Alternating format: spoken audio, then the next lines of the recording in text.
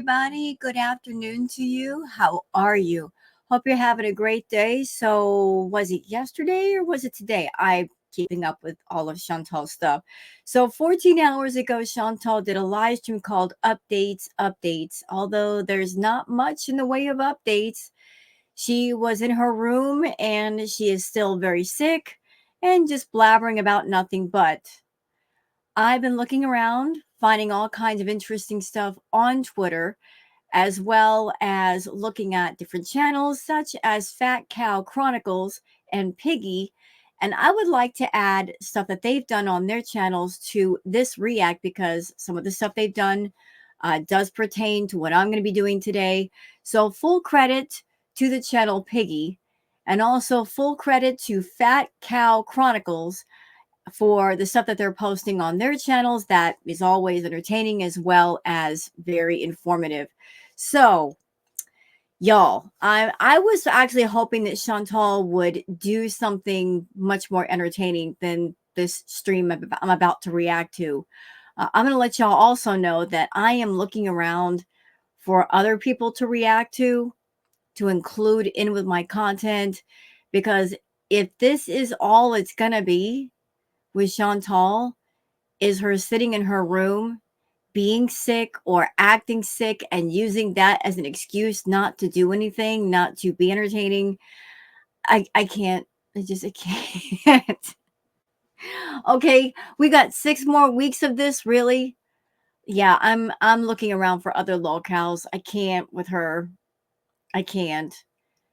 You know, I suspect that Chantal does have a cold, but she's playing it up more than what it is, just so she has an excuse not to go out and do anything. That's just my theory.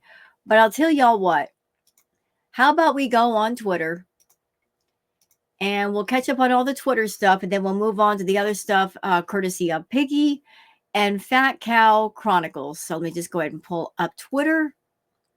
All right. And here we are. So for anybody who happens to be on Twitter and you would like to follow me on Twitter, it's Wild Girl Sarah.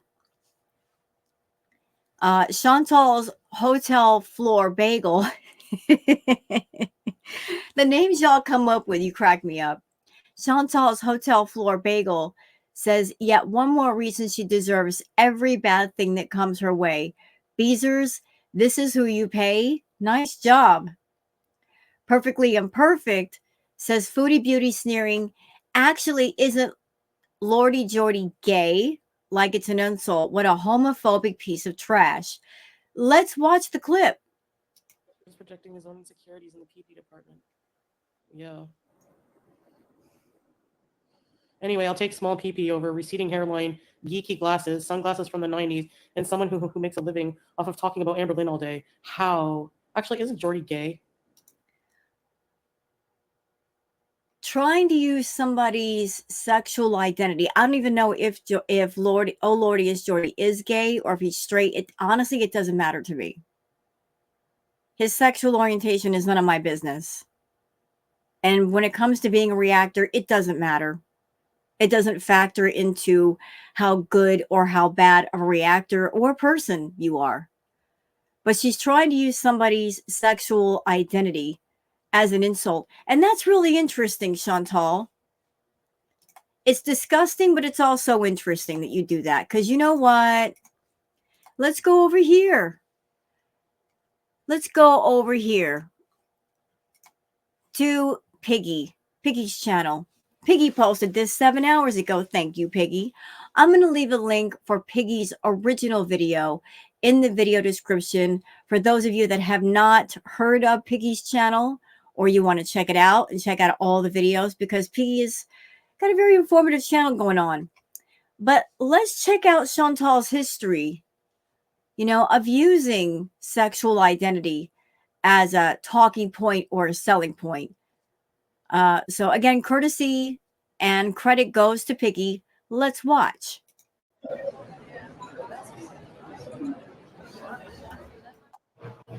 Hi.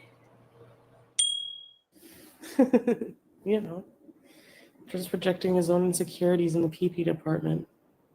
Yeah. Anyway, I'll take small pee over receding hairline, geeky glasses, sunglasses from the 90s, and someone who makes a living off of talking about Amber Lynn all day. How? Actually, isn't Jordy gay? Yeah, why does that even matter, bigot? Why does it even matter?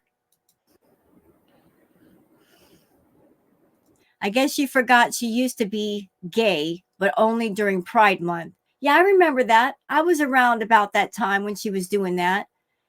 She claimed that she was bisexual and she wanted to date a woman during Pride Month. You know, trying to tap into a different kind of algorithm on YouTube saying that she was bisexual. Her breathing makes them. So, guys, I'm And here we go. Here's the proof. Thank you, Piggy. bisexual. I'm coming out today. I'm gonna have a coming out party and drink a bunch of beer. We need to get a cake. Chantal will use any excuse to eat. Oh, I'm coming out. I need a cake. Oh, I got my toenails painted. I need some cupcakes. I just woke up this morning and walk across the room. I need to go get some junk food. You know what I mean? Just any excuse to eat. Okay. Let's get a coming out cake. Okay. I wanted to say I'm gay. Am I gay? No. She's not gay, though. You know, here's my view on Chantal's sexuality. I don't think Chantal is bisexual. I don't think she's gay. From everything I've seen, she is not attracted to other women, for real. She is somebody that she's desperate, and she will be whatever the situation calls for in order to get the attention of a man.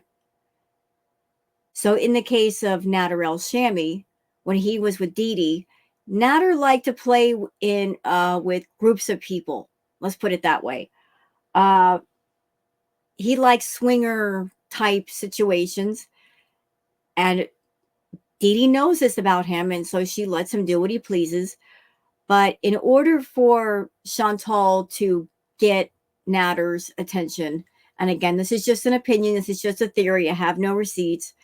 I think wherever it was that Chantal found Nader, whether it's on a swinger site or a single site or whatever, I honestly feel that she advertised herself as an anything goes kind of gal. She cast a really wide net of I'm down for anything, anywhere, anytime with anybody. And that's exactly what Nader wanted to hear. She probably figured in her head, if I advertise myself as an anything goes kind of gal, I'm going to get a lot of responses from a lot of different guys. And then once I get on the phone with them or I get in person with them, I don't have to back up what I said. I can then get in front of them and seduce them with my money, which is exactly what happened with Nader. She cast out the net of I'm an anything goes kind of gal, down for anything, anyone, anytime. And then she got in front of him. And when Nader said, look, I've got guys' names on my phone. You want to get down like that? We can get down like that. She backed away and said, no, no, no, I just want to be around you.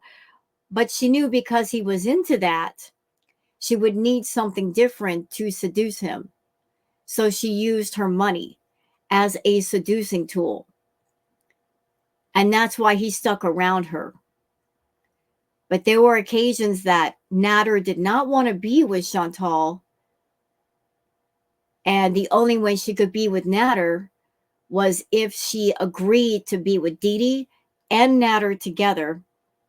There was one occasion where she said she tried to hint that Nader forced her into something or strongly negatively persuaded her to be into something.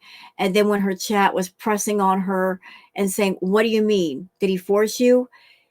She kept changing her story. And then she said, oh, I wasn't forced. I just didn't like watching Dee Dee and Nader together. So the times that she spent with Dee Dee and Nader, and by the way, there were two occasions, not just one. She hated it so much she did it twice. it was all about being around Natter. It wasn't because she was attracted to Dee Dee or turned on by Dee Dee. It was because that was the only way that Natter would agree to be around Chantal. I'm part gay, so I can say I'm gay on the cake. I'm part gay. I've been asking women out all day. I want to take a woman out on a friggin' romantic dinner. I wouldn't even I wouldn't call you part gay, because that would require you being attracted, really attracted for real, to your own gender. I don't think you are. I think you are just, I'll do whatever it is that's required to keep and get a man's attention. I think you're strictly into men, Chantal. Always have been. You don't like other women. You look at other women as being competition. You get very insecure and jealous around other women. So how, as a insecure, jealous woman, are you going to be into other women? I can't see it. I want to serenade a woman. I want to take a beautiful woman out. Sure, right. Like you're going to take a beautiful woman out and not feel insecure and jealous around her. You're not going to feel a certain kind of way because she's getting more attention than you. Okay. For a nice dinner. I think I would be a friggin' Mac Daddy. As if Chantal would spend money on food for another woman rather than herself. Okay. Don't you think so? Probably. I think I would be a Mac Daddy. Nah. I don't hate. I love pussy. Bad language. Bad language. Yeah, she claimed that she was into other women. I love this. I love that. No, you didn't. Because when you had the occasion with Nat or Aditi, you were complaining all about it and, oh, you hated doing it, blah, blah, blah. Is she using bad language here? Let's go ahead. I don't mind a little sweat. I don't mind. I don't like a vagina to taste like soap. I want it to taste like vagina. I want it to taste like friggin' vagina. I want it to smell like vagina. And I'm playing this clip on purpose because of what she said about, oh, Lordy, it's Jordy. Again, I don't know his sexual preference or his sexual identity. To me, it doesn't matter if he's gay, straight. It doesn't matter. He's a reactor. And a lot of people enjoy his content. He can sit and talk to people and everybody has a good time in his chat. And that's all that matters to me. There's somebody on the platform that isn't entertaining people. So what does it matter what his identity is? It's not a determining factor about if he's a good reactor or not. But she's over here claiming how she's into women, supposedly. At the same time, she goes in on somebody and, oh, he must be gay. What if he is? What if he isn't? So what? Big deal. I like the smell of vagina. I like vagina. I like being bisexual. I love sex.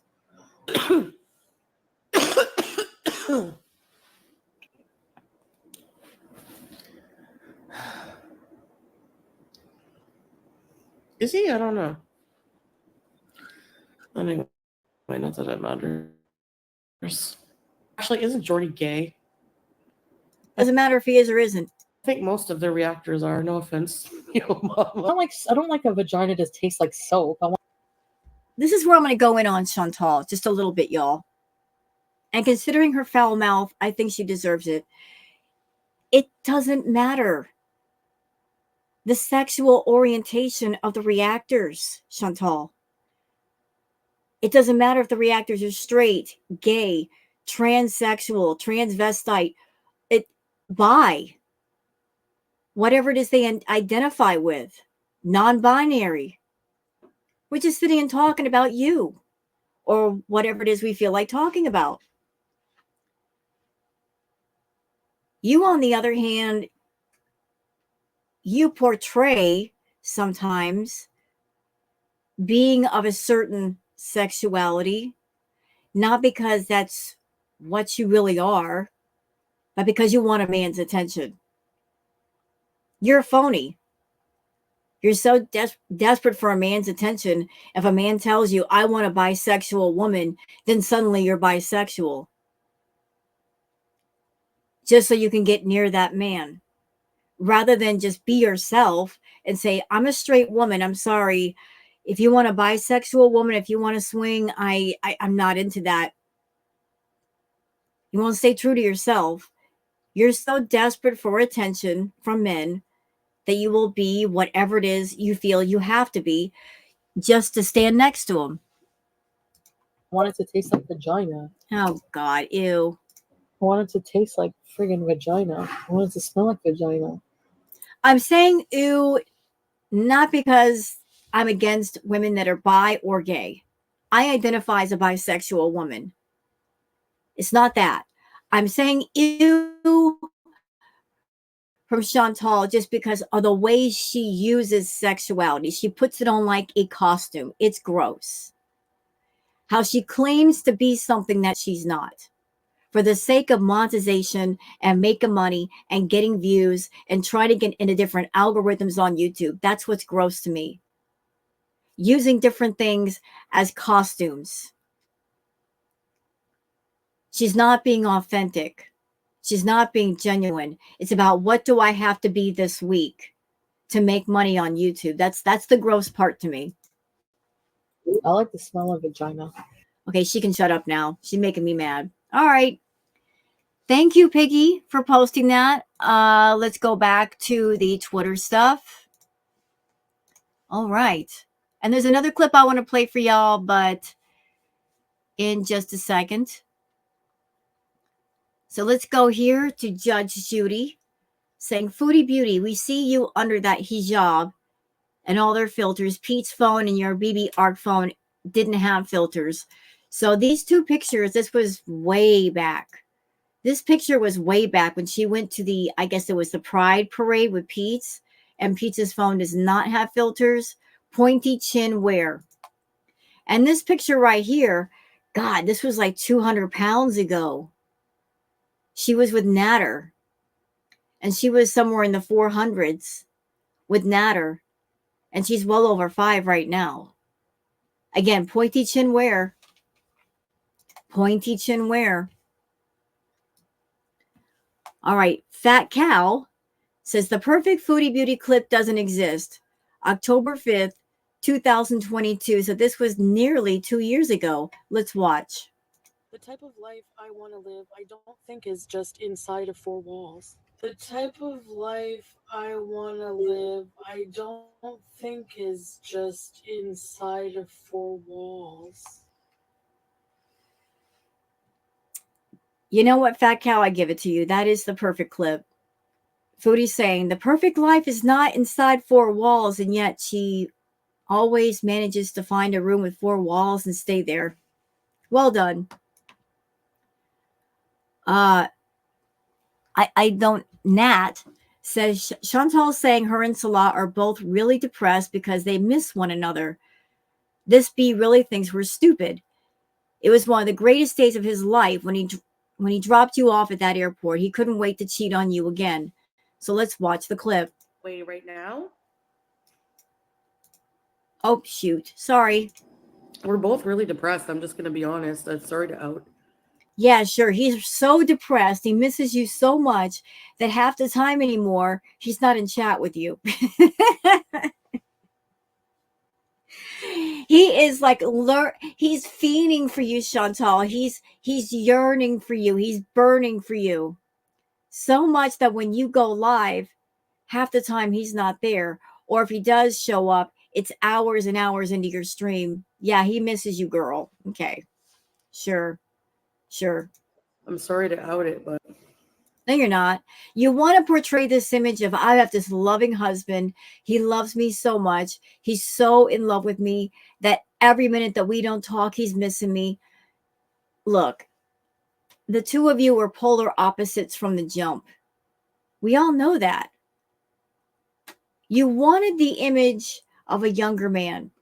You want to be able to brag and say, I've got a younger man who looks halfway decent at my side.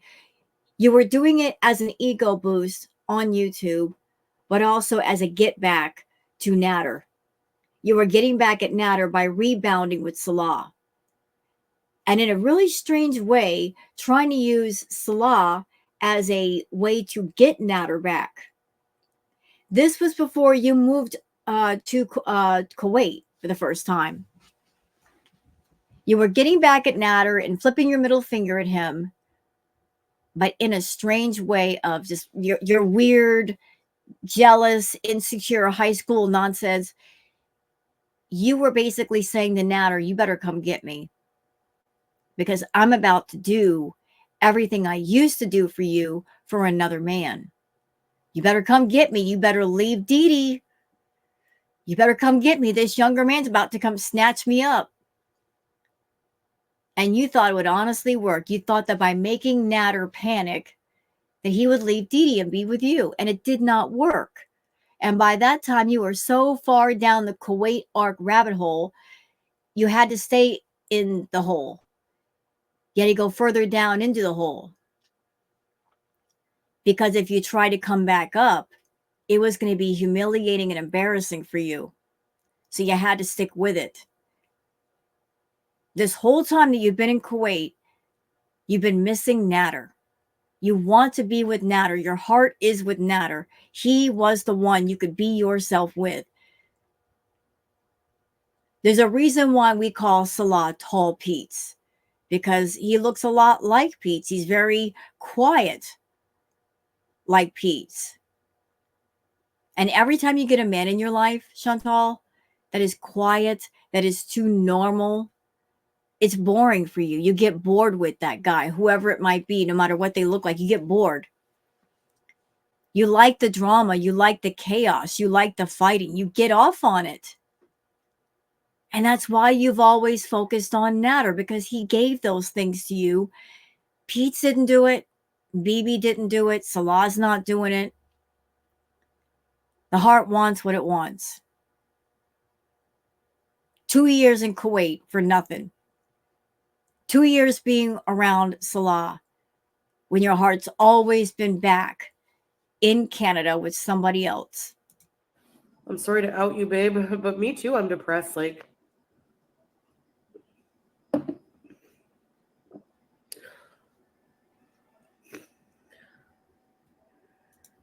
Okay, so there's a clip her claiming that Salah's really depressed over Chantal. Sure he is.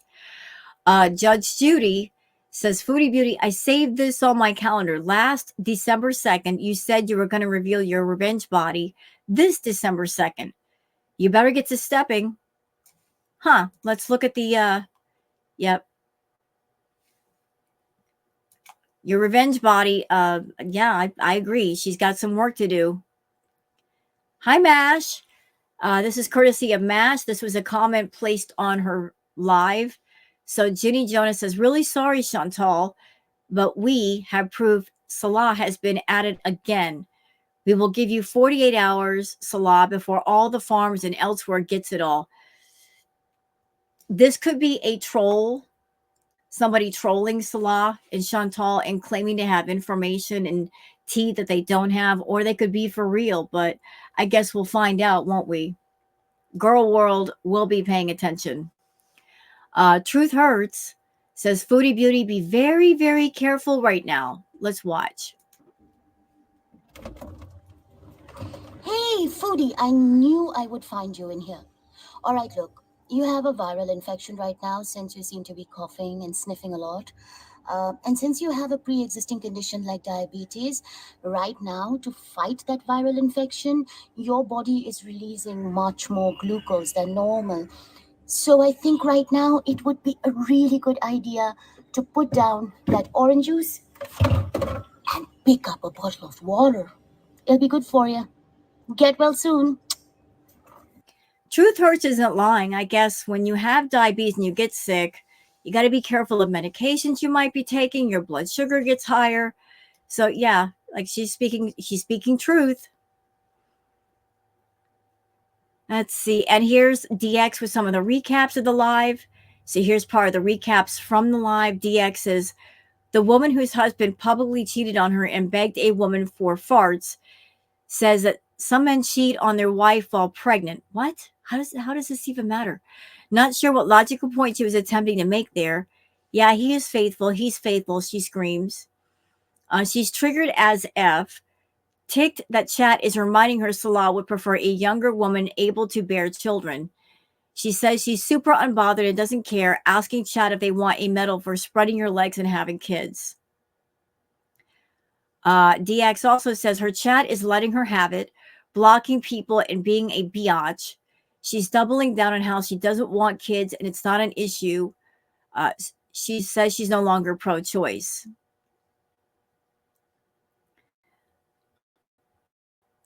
All right, now here's something positive from Why You Should Have a Cat. OMG, the cat distribution jackpot.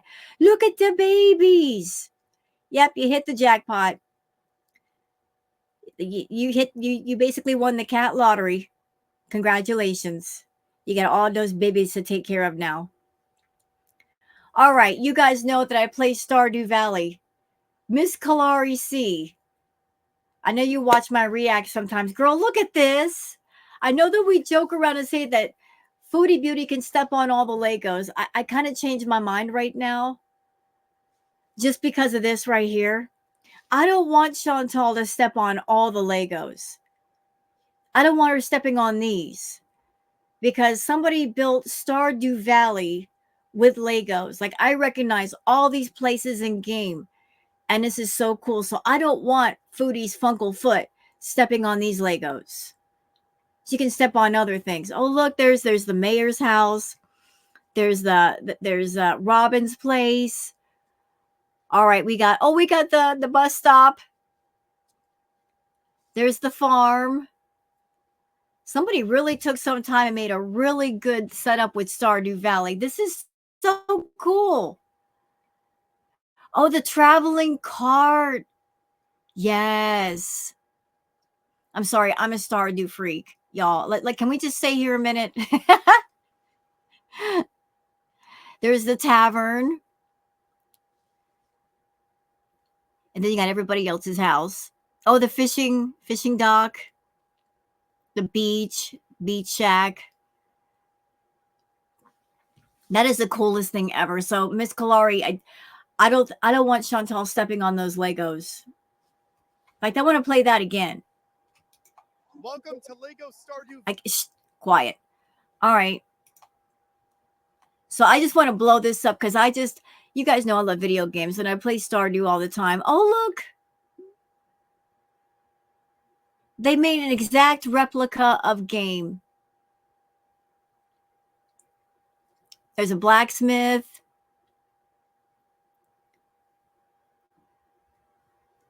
No, there's a blacksmith. There's Joja Mart. Then you got the caves. That took a lot of work.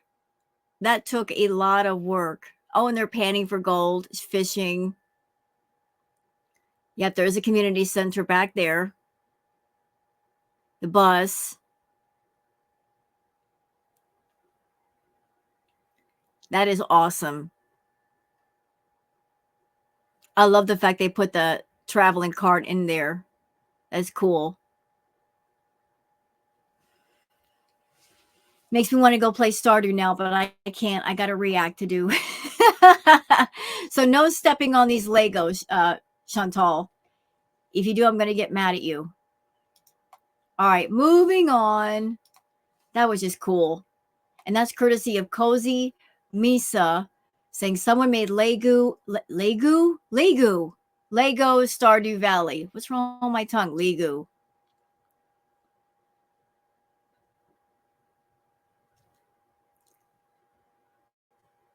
Okay, is that it?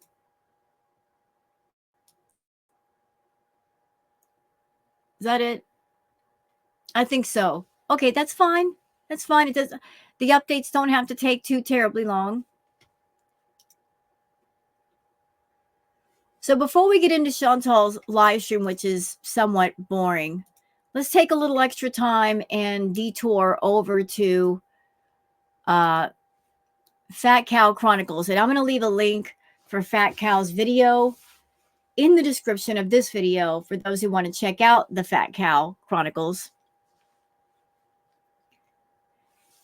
And this has to do with Foodie Beauty Portrait of a Romance Scammer's Perfect Target. Because she is. But yet not. I'm going to be honest with y'all. I don't think she's the perfect target. I think, yes, she opens herself up to romance scammers and talking to them. But let's not forget something important. She's a predator. Always has been. Even before YouTube, she was a predator. She comes off as being a victim. She comes off as being stupid and I don't know what I'm doing and I'm lonely and desperate. And the scammers, they go by the appearance of a lonely, desperate woman, not understanding just how diabolical she really is. And they don't find out until it's too late. So she's not the helpless victim she portrays herself to be. But still, Phat Cow Chronicles put out a very interesting video, so let's go there first. The shadow of a doubt, purely coincidental. Truly.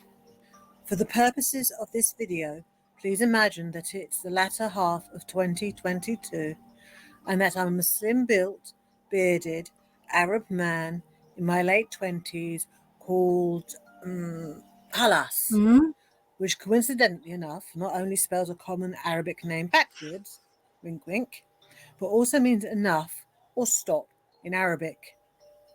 Allow me to present Exhibit A. Honestly, maybe that's what's fucking me up so bad. It's just hearing him be someone I didn't know him as. Like, I don't understand how someone can look me in the face and lie to me like that when I'm crying over you. So much emotions to process. Like a whole fucking. See, this is where Chantal gets it wrong. She talks about how much she wants love in her life. At the same time, she doesn't understand what love truly is, nor does she care to learn. In her mind, if she spends time with you, if she spends money on you, you owe her a relationship and you better give her your heart. If she spends even one slim dime on you, from that point on, she owns you. Like she keeps wondering, why is it I spend money on these men and yet none of them want a relationship with me? I've got all this money. I'm such a catch. Why won't they claim me? Why indeed, Chantal? Why?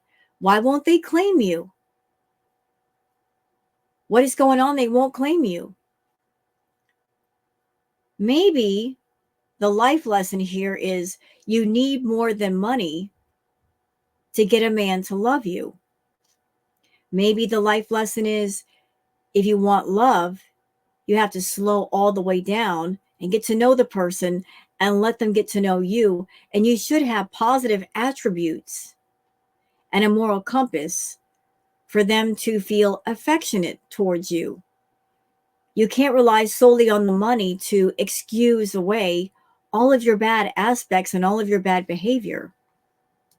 5 different lives going on in the background. Why does my girl in a fucking nest? I'm just mourning. And not just because of him, because before him I had problems too, and they just all magnified because they weren't resolved. I'm back to square one with even more problems. That's how I feel. If I loved anything, it was an idea of him that I thought because he, from the day one, made me care about him. Literally. He, from day one, made me care about him. This is the same woman who said about a man, I just have to get into his house. She actually said that. I just have to get into his house. Now imagine a man saying that about a woman. If Chantal were a man, she would have been in jail a long time ago. The fact that she's a woman changes nothing. Creepy is creepy, and a predator is a predator, no matter what the gender is, no matter what the sexual identity is.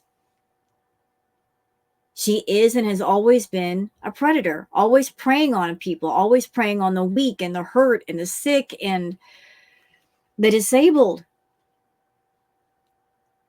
Now she's saying, oh, he made me do it. He made me fall in love with him. As if Natter threatened her life. You better fall in love with me, Chantal, or else. You know, if you listen to Chantal talk, the things that she says, if you reverse what she says a lot of times, because she talks backwards, the things that she claims about other people actually pertain to her. So let's reverse this bit of conversation, for example. She's saying, oh, he made me fall in love with him. Let's reverse that. As if Nada were talking, like, she's trying to make me fall in love with her, because that's more the truth. She's trying to make me claim her. She's trying to make me say that I love her, because that's exactly what happened.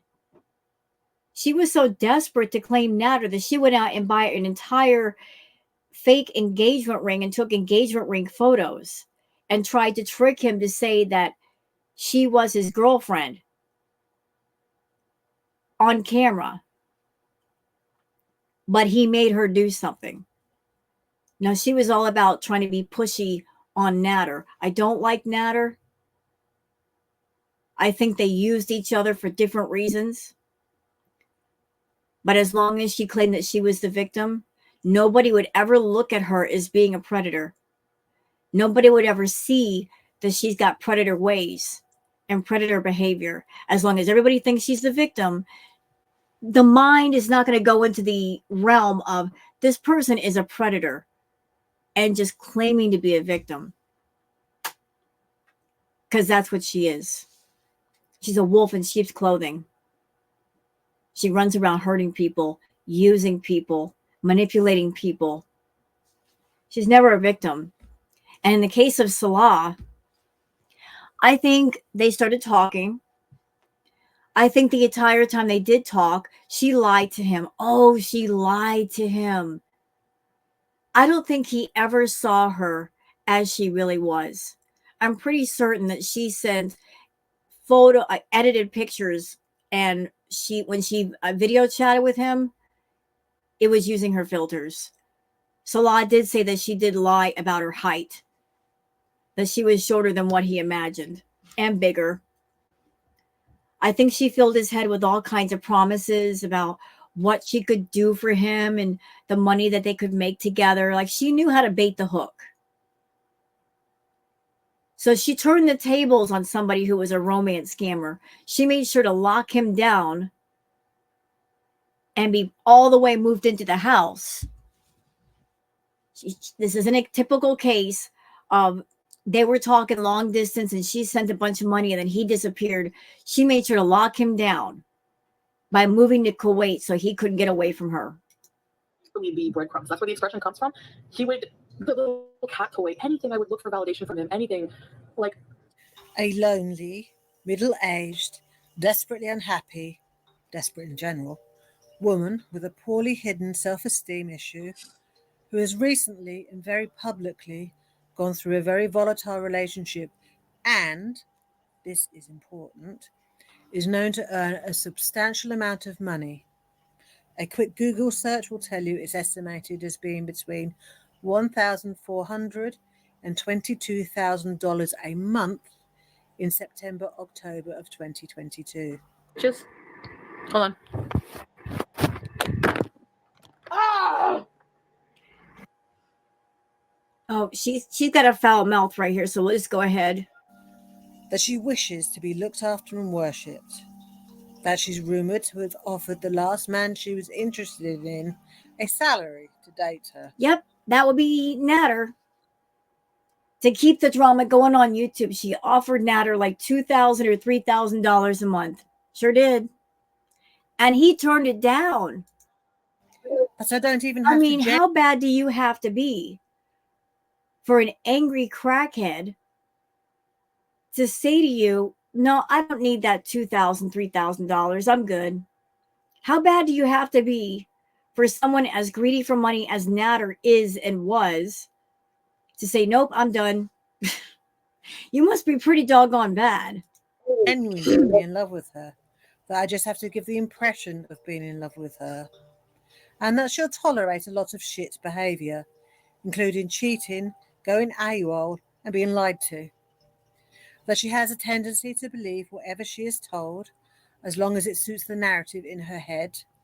Or the narrative going on YouTube, because that's the most important thing to her. What's going on behind the scenes isn't nearly as important as what's being portrayed on YouTube. Her number one priority is keeping a happy face in front of people and keeping up a bunch of lies.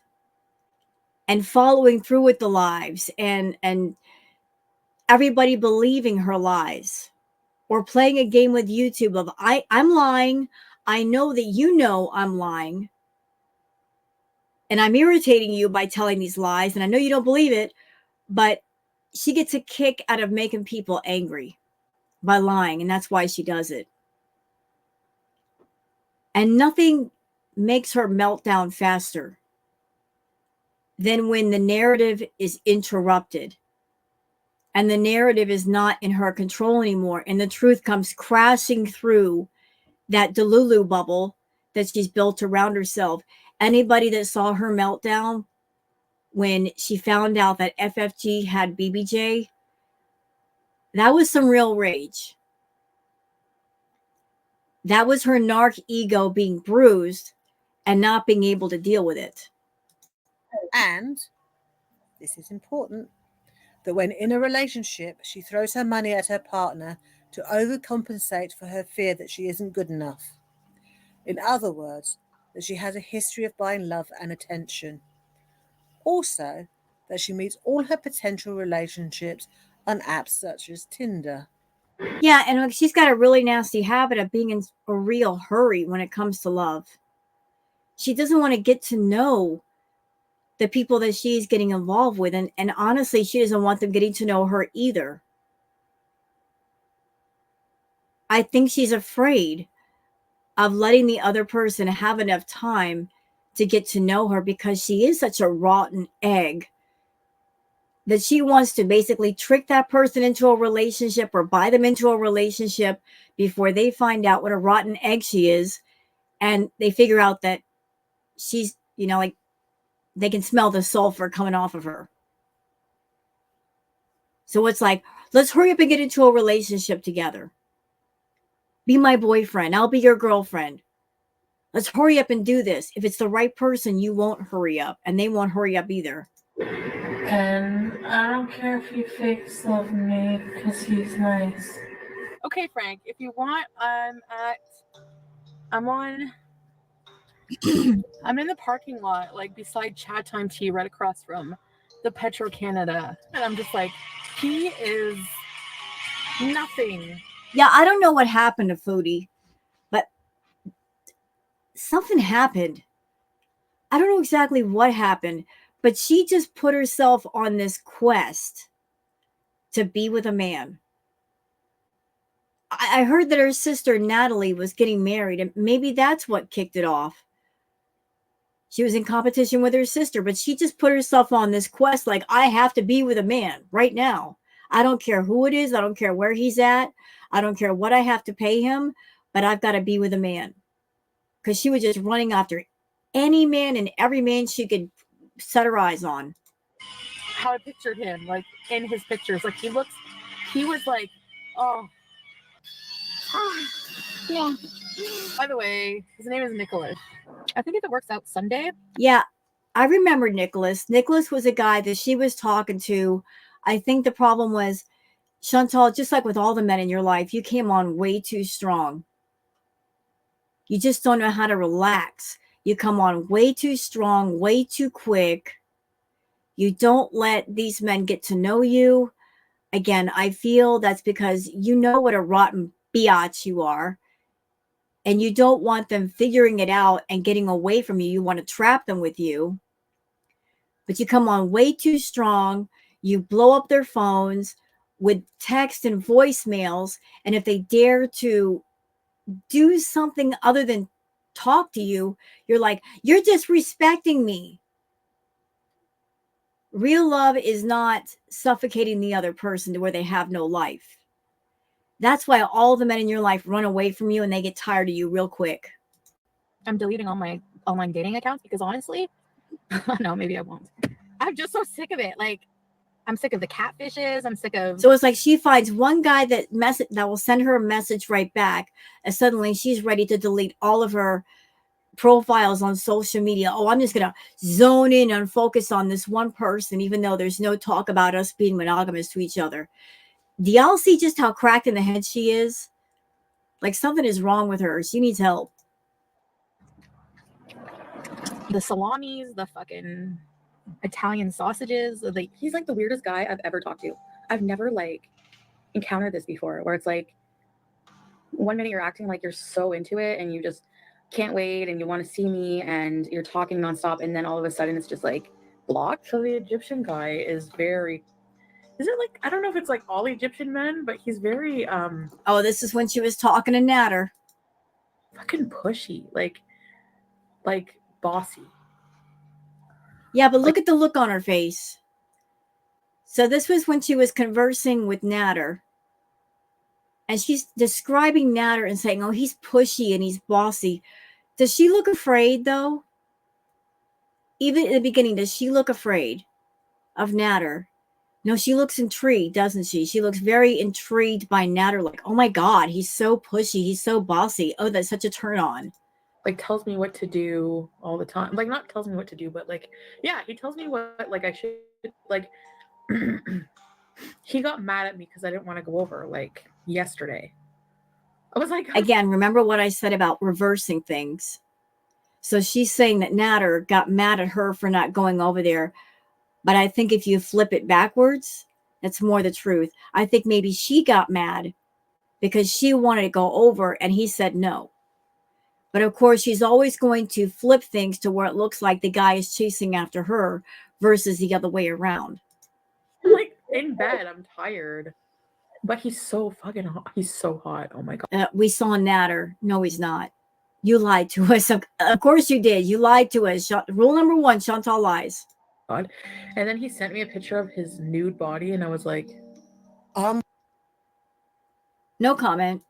With this knowledge, I will take steps to, firstly, introduce myself as potentially her ideal man, knowing that I fit her physical criteria already.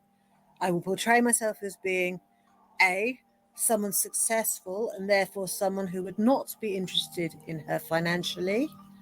B, a man with traditional values who believes that a man should look after and provide for his woman. C, a man whose physical preference is for larger women and who thinks that slim women are unattractive anyway. this man is very, very smart, has a very good job, makes good money, has his own place, has a good, nice car. Okay, this part here, it's really important for those who were not around during this time period because different people jump into the foodieverse at different times. You know, like not everybody has been around foodie for years. Some people are brand new to her. For those that have not been around that long, let me just kind of give some context here and bring you up to speed. So this was when she first started talking to Salah over 2 years ago, almost 3. So you can hear her right here, right now. She's describing Salah to us. And she would often describe Salah as a very successful businessman. That he had his own business, he had his own money, nice place, that she could quit YouTube if she wanted to because he would take care of her. Like, she was just really talking him up. And then when she went to Kuwait and we saw where Salah lived, which was like a very, very simple, scaled down dwelling, we were in shock. And people make comments because they're like, you told us all about Salah, Chantal, and what you told us does not match the real picture. Hence the reason why he got crap and she got crap. It wasn't because of the way he lived. It was the fact that she lied about it. She could have said, oh, he lives in a very simple, scaled down way, but she didn't say that. You know, Chantal has always got to live better than the rest of us. Whatever we have, she's got to have more. If we live in houses, she's got to live in a mansion. If we eat good food, she's got to eat better food. You feel me? She's always got to be better than the rest of us. She's got very grandiose ideas about herself and about her life. And even if the reality does not match the fantasy, then she's going to live in fantasy land because it's a more comfortable place for her. Drives very well, is very confident. I like the way he's very, and looks-wise, he's perfect. He's an Adonis body. Like, looks-wise, he's a younger, more vibrant Tony. Like, beautiful hair and beard, black and beautiful teeth, and looks at me and just like, I can't wait till you're here, baby, and just his body and and the way he just makes me feel like I'll be safe with him. But If she responds, which I have no doubt that she will, I will endeavour to tell her everything that she needs to hear in order to convince herself that, despite the distance, I am someone who she needs to have in her life in order to feel all the things she thinks she should feel when in a romantic, idealised relationship. I will tell her that she is the most attractive woman I have ever laid eyes on, and that in fact her size only increases her attractiveness in my eyes. I may even mention that I've only ever been involved with bigger women and that I think they are literal goddesses among inferior, normal-sized women. I may even casually mention that my long-deceased mother was also a bigger woman and that she was my everything. I will explain that I prefer Western women as they are more beautiful than Middle Eastern women, in my eyes, and that I also find Western women more interesting to talk to and that I have more in common with them. Now, what's interesting about that is that Salah made a comment a long time ago that any woman over 200 pounds was basically just a monster. Like 200 pounds was too much for him. And yet Chantal is almost at 600 pounds. So if he feels that way about a woman who's 200 pounds, imagine how he feels about her. Clearly, he's not attracted to bigger women. What he's attracted to with a bigger woman is not her body. It's her pocketbook and what's in it for him, like what she can give him. But these romance scammers, they have figured out that people are figuring them out. Like some of them go for the long con. They know they have to reel their fish in really, really slowly and carefully, or else they're going to lose them. So someone like Chantal, that she's got access to at this time, lots of money. Salah knew that he had to reel her in slowly. You know, tell her what she wanted to hear, not come at her and ask for money right away. Come off like, I'm just here for you, babe, because that's what she wants to hear. They spend hours on the phone. Why? Because every time they get on the phone, they talk. It's not so much about because he wants to hear conversation with Chantal. He's mapping her out. He's forming a profile of Chantal, determining where she's weak, determining where she's strong and what she wants to hear so that he knows what to say to her the next time. You know, he's opening the door and listening to her and what's your life all about and what's your bank account all about and I want to be your everything. You know, a romance scammer will let you pour your heart out, because if you pour your heart out in front of them, they know how to get inside of it. he wants a relationship, so he's really, you don't even know me, you're already possessive. Like, what the And you never got it, Chantal. It wasn't as if Salah were getting possessive over you. It's just that he sees that you're a cow with lots of milk and he doesn't want other people coming and getting a pail of milk before he gets there. Cloud nine, like I don't have feelings for him yet. Lies. I don't have feelings for him. I just enjoy his company. He really likes me to stay over. He doesn't ever want me to go. So I mean, I think he probably would get attached if anything. Morals and ethics are very important to him. We'll establish early on that I am solvent, have my own place, my own car, run my own business, and that the only thing missing from my life is a wife. I will stress repeatedly that I'm not interested in a casual relationship or even long-term dating, and that my only intention for being on a dating app is to find a wife. I will keep mentioning my desire to be married, and I will mention it frequently. And that's exactly, that was right up Chantal's alley. She wanted a man to claim her. And the ultimate claiming would be marriage. She desperately wanted to be married to Nader, so that she would be the only one, so that she could say, I am his wife. Again, she tried to trick him into saying that she was his girlfriend. And she bought a fake engagement ring. And I remember one occasion that she was in his chat room in big shouty capital letters. I got the dress. I got the ring. Claim me. She was desperate to claim him and having him claim her, just so she could say, this one's mine. Everybody else back off. What the big stupid idiot failed to realize is that if she wanted Natter to run after her, all she had to do was be in the power position, take care of herself, take care of her life, get her health together, be of value, be a woman of value and of worth. And Natter would have been running after her and blowing up her phone, have her own stability. But she never figured that out, ever. I will also add that I consider marriage a done and done, once in a lifetime deal, and that I want my marriage with my wife, my soulmate, my everything for the rest of my life. I will stress that I consider marriage to be a partnership, but one in where the husband takes all the responsibility and where the wife simply lives a life of relaxation, safe in the knowledge that she'll want for nothing. And something that just came into my mind just a second ago. I remember when she was with BB. Like when I jumped into the foodie verse, she was with BB. She was living with BB, her ex-boyfriend.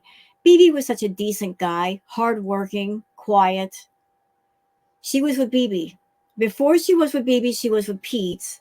She cheated on Pete. And then she jumped on over to BB, lived with BB.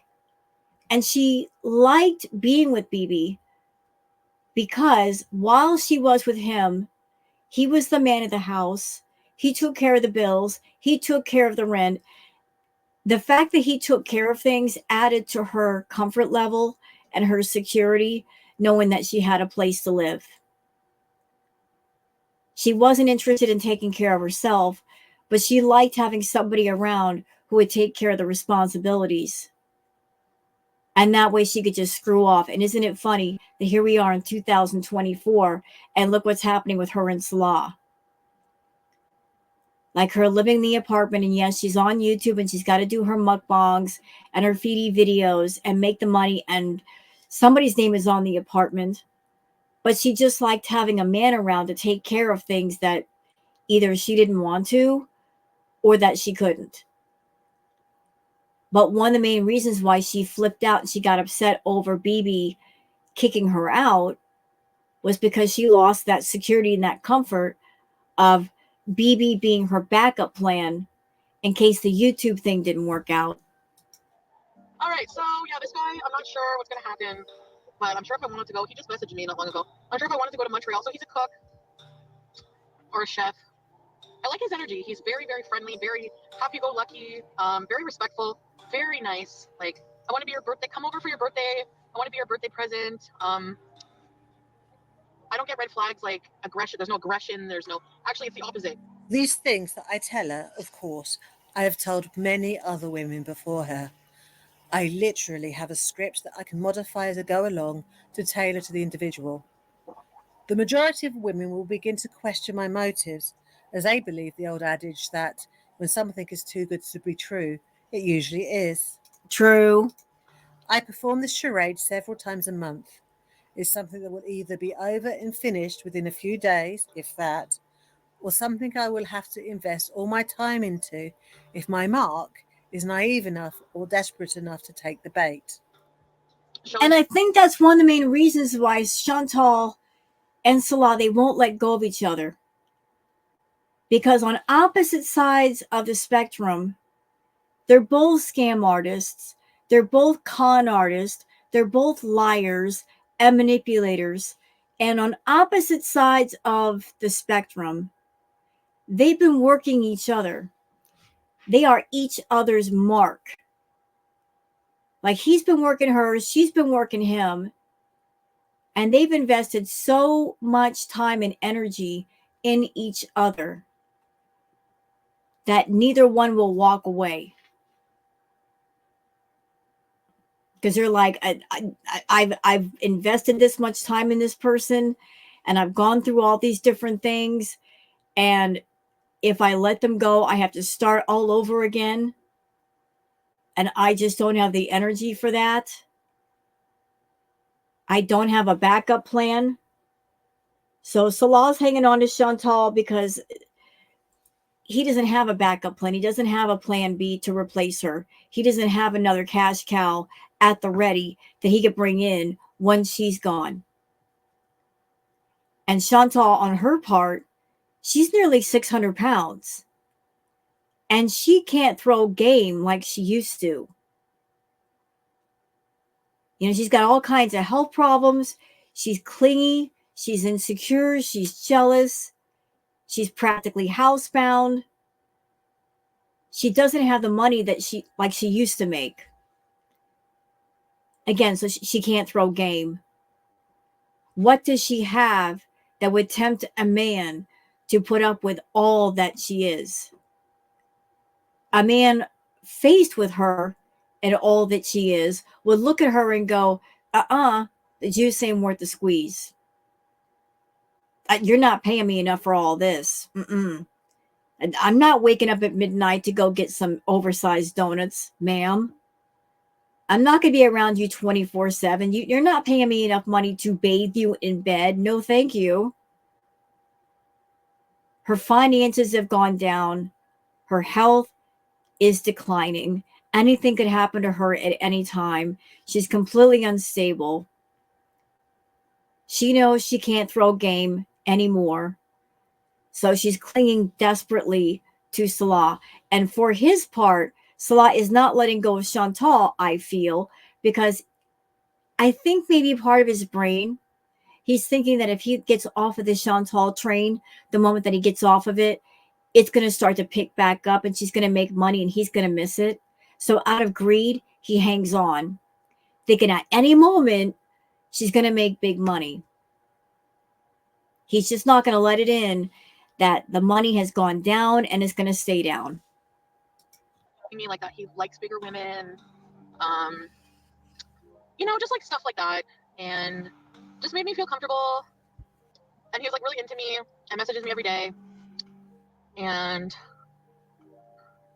has a good job, has their own money, never like doesn't ask for money or like talk about money at all. Mentioned getting a hotel room for us, like so there's like, yes, I think the video thing is just like a kink for him, but I have to be very, very, very, very careful. Like when I tell you I'm going to use this experience to learn from and do things better and differently, I mean that. I wholeheartedly mean that. So, from experience, not to mention money at all, unless I'm offering to pay for everything out of my own pocket, such as flights, accommodation, food. I might even send them a gift card to pay for them to treat themselves. I will not at this point ask for bank details in any way or even inquire about their profession, as I want to create the illusion that their finances are of no interest to me in the slightest. Remember, I already know. Yeah, it's about the long con. You can't mention money or ask for money right away because that's a dead giveaway. So if you're playing the long con, you have to act like it's about the emotions, babe. It's not about the pocketbook. Well, I have been seeing somebody. And you know what the funny part about all this is? Chantal is a con artist herself. She's a scammer. And you would think if anybody could see a scammer coming a mile away, it would be another scammer. Like, you can't lie to one of your own. Yet this big stupid idiot,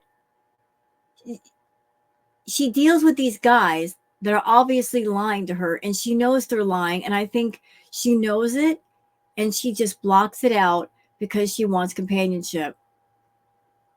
How can you be a scammer and a liar and a con artist? Like, this is what you do. This is who you are. And you can't see somebody like that coming a mile away. And they are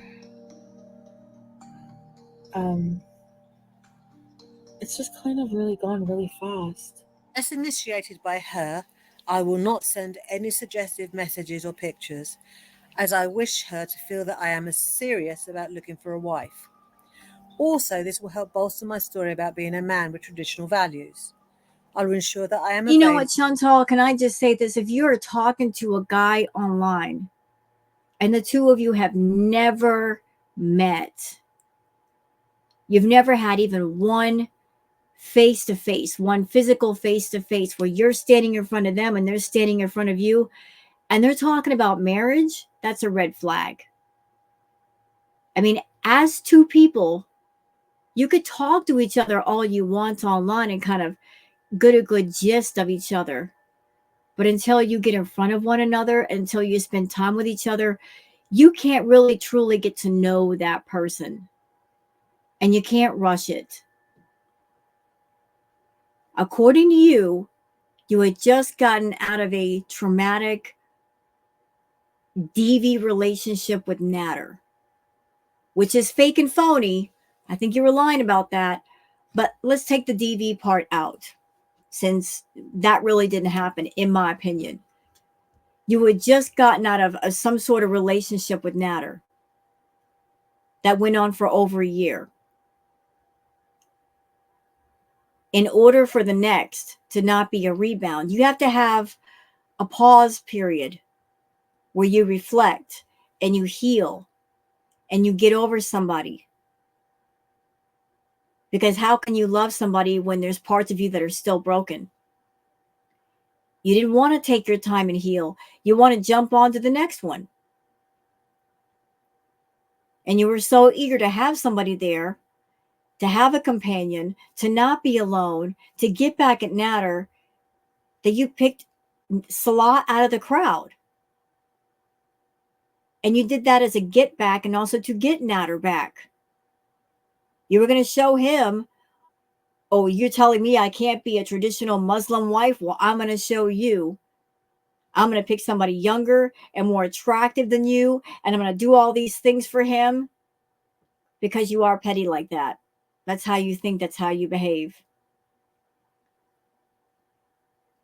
Even if Salah were not a romance scammer, even if he really liked you for real, that relationship would be doomed from the start because you were hopping out of one and into another so quick.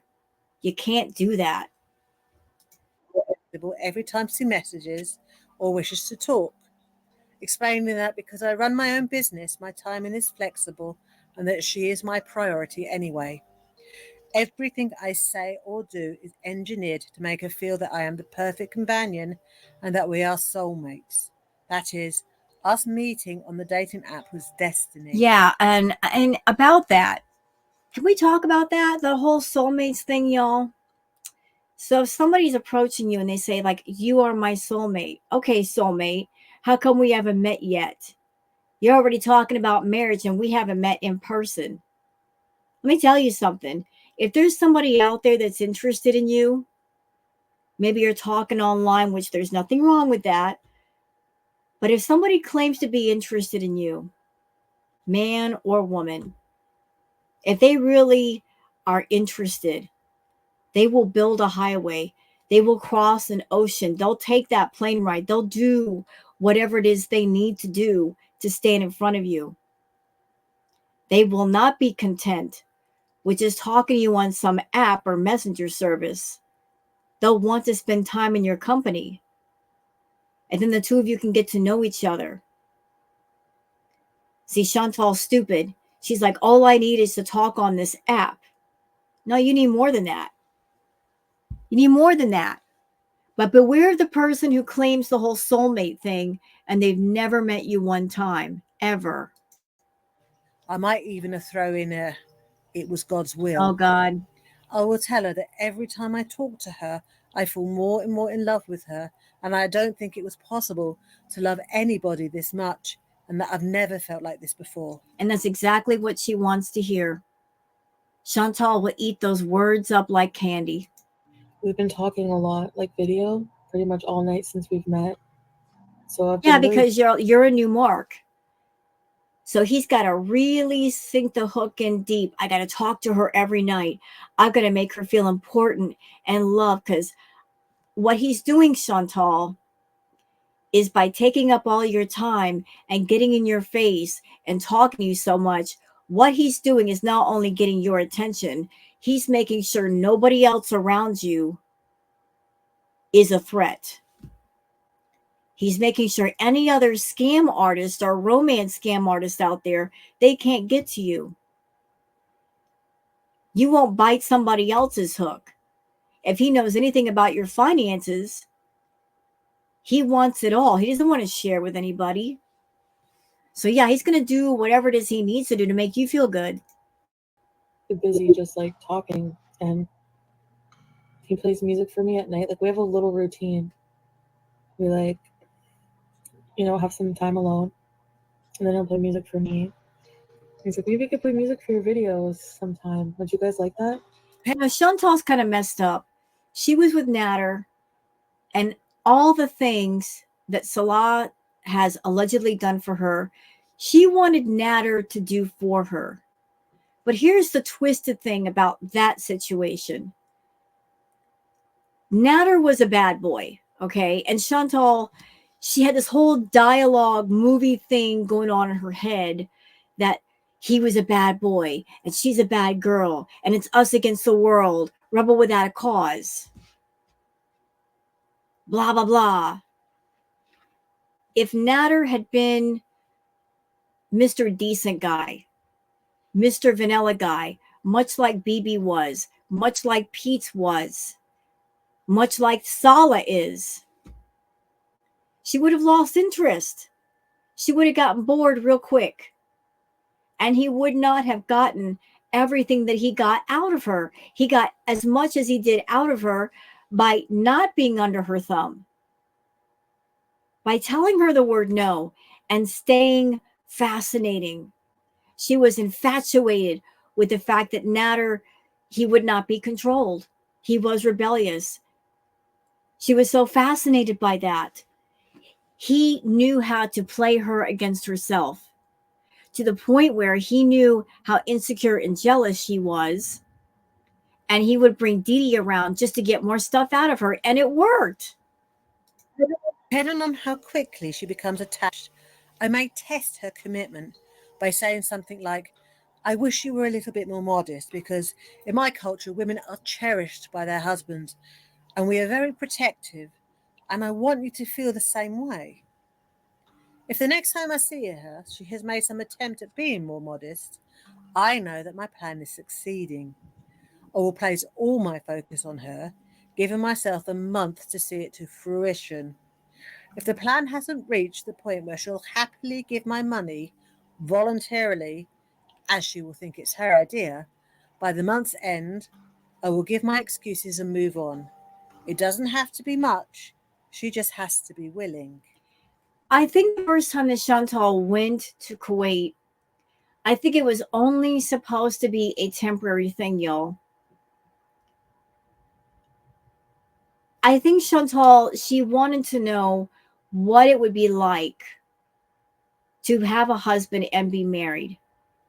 So maybe perhaps she and Salah struck up a deal where she would come to Kuwait and Salah would pretend to be her husband and act as a tour guide and show her around and play this part on camera. Again, doing it because A, it might have been her fantasy, and also B, to get back at Natter, to really get under his skin. So I think she went over to Kuwait. There was some sort of temporary agreement. Then after the 3 months were done, she went back home to Canada. And I think over the course of time that her and Salah have been talking, there have been many negotiations, renewing the contract, so to speak, stuff being added in, stuff being taken out. Do I think that perhaps they had an agreement that it wasn't going to get physical? I think that was stipulated. Like, they were not going to be physical with each other in any way. All he had to do was just pretend to like her and love her. And that's why he was cool with it. But over the course of time, to keep this contract, this agreement going, she had to give up more and more in the way of money and monetary gifts. Have you guys noticed that the gifts in question have gotten in greater value? Let's go back for a minute. So where do we start at? She got him a new iPhone. She got him some new clothes. What else? She got him all new computer, which is not cheap. Like gaming computers can, easily run like 1,000 plus. The biggest gift so far has to be the new vehicle. I mean, where do you go after a new vehicle? So I think that this whole agreement between them, she has to keep offering up more and more for him to stay interested. And I think they've reached a point where she can't offer up anymore, and maybe the agreement might be over. Hello guys, welcome. So as you can see, I purchased my first hijab today. I feel good being covered. I'm a little bit insecure about my You know why she put the hijab on? Because before Salah, during Crackhead Olympics, Chantal did everything she could to shock people, to get people to watch. And I mean everything. We saw every part of her body there was. We saw it on YouTube, not OnlyFans, showing us her boobs, showing us her kitty cat, showing us her butt. Just everything. She did everything. Every immodest, vulgar thing you could think of, she did. And I knew at some point she would hit the ceiling with, she would have nowhere else to go as far as shock and drama. And she did. She hit the ceiling. Once that happens, what can you do? You got to go the opposite way. And so that's what she did. Instead of showing it all off, she covered it all up. hair loss, and I just feel more secure being covered. And I have decided to try to adopt different values, try to be more humble. So I feel like things that are more important to me are starting to be our values and principles and things like that. Start to talk about how much she's changed my life and how I don't think I could live without her. I start hinting that I can't wait a minute longer and that I long to start our lives together as soon as possible. I want to find out how much she is willing to do in order to be with me. Will she put her current life on hold? How deep is she into this relationship? If she says that she can't possibly drop everything to see me right now, I'll back off and see if by giving her less attention, she'll panic and be more willing to do what I ask. If not, I'll simply vanish.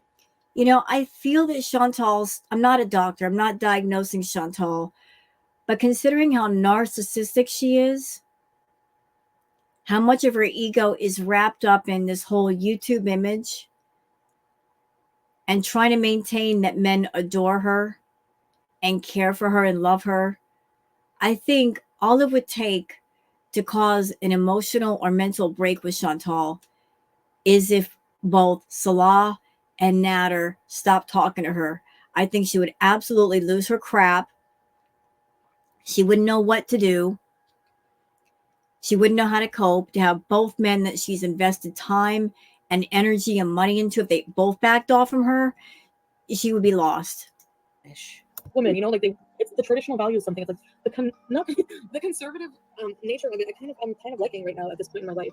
The idea of having an actual husband to take care of me as a wife and have that mutual bond of respect and built on actual values other than just sex and valuing you as a whole as a person too, contributing to the relationship as a wife and If she says she'll come within the next few weeks to a month, I know I've caught her. We'll start to make plans. I'll talk about buying her a ticket, ask what she needs me to buy for her so that she'll feel at home as soon as she arrives. Start talking about the kind of life we're going to have together and all the things I'm going to do for her once she's here. And of course, I'll tell her about the arrangements that I have to do to organise our wedding. I'll tell her all the steps I have to take, all the paperwork, and all the red tape involved. This man is very, very smart, has a very good job, makes good money, has his own place, has a nice car, drives very well, is very confident. I like the way he's and looks-wise, he's perfect. He's an Adonis body. Okay, so here's something that Chantal never asked herself about Salah. So he's a man, he's got a good job, making money. So why did she send him $9,000, or was it 7,000? Why was she sending money if he is a well-to-do professional man? Looks wise, he's a younger, more vibrant Tony, like beautiful hair and beard, black and beautiful teeth, and looks at me and just like, I can't wait till you're here, baby, and just his body and and the way he just makes me feel like I'll be safe with him. But Will go ahead and claim to book her flight. But unfortunately, there'll be some problems with me paying because the name on my credit card doesn't match the name of the ticket holder. I'm hoping she doesn't realise that this isn't actually an issue. Or I'll say that I can only pay for the ticket from the country of departure, something that will force her to pay for the ticket herself. well, he's gonna pay for me to go there. You know, there have been whispers and rumors that all this time that Chantal's been in Salah's company, all those times that he spent running around buying her food, getting her food, that every time he does that, he's been socking some of that money away.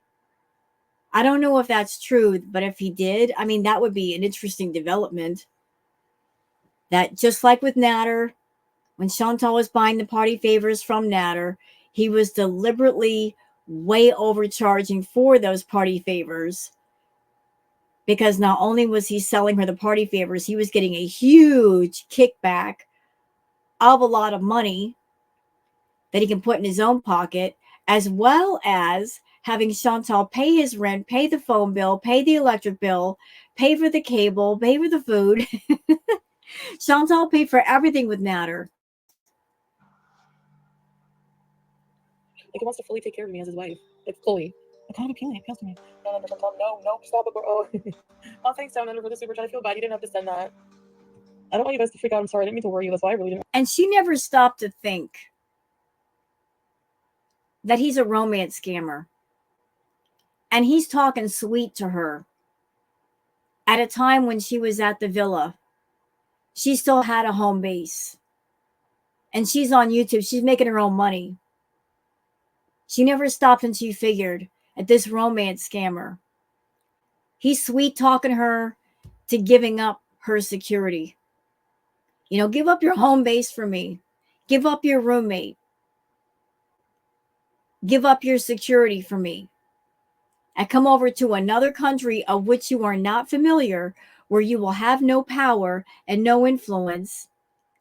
And then once you're here, I'm going to have complete power over you. I'm asking you to give up your own power so that I can have power and influence over you. He's reeling the fish in slowly.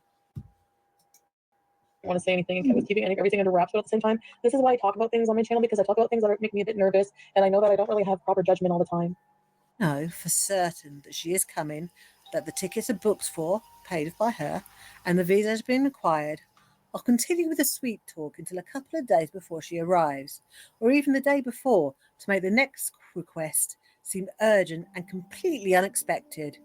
I will call her in tears and panic and say that we can't get married because A, the short notice, B, because she's foreign and doesn't have the correct paperwork, and I'll tell her there's nothing we can do, that there's no way it can happen, and that maybe she should postpone the trip until I can sort it out.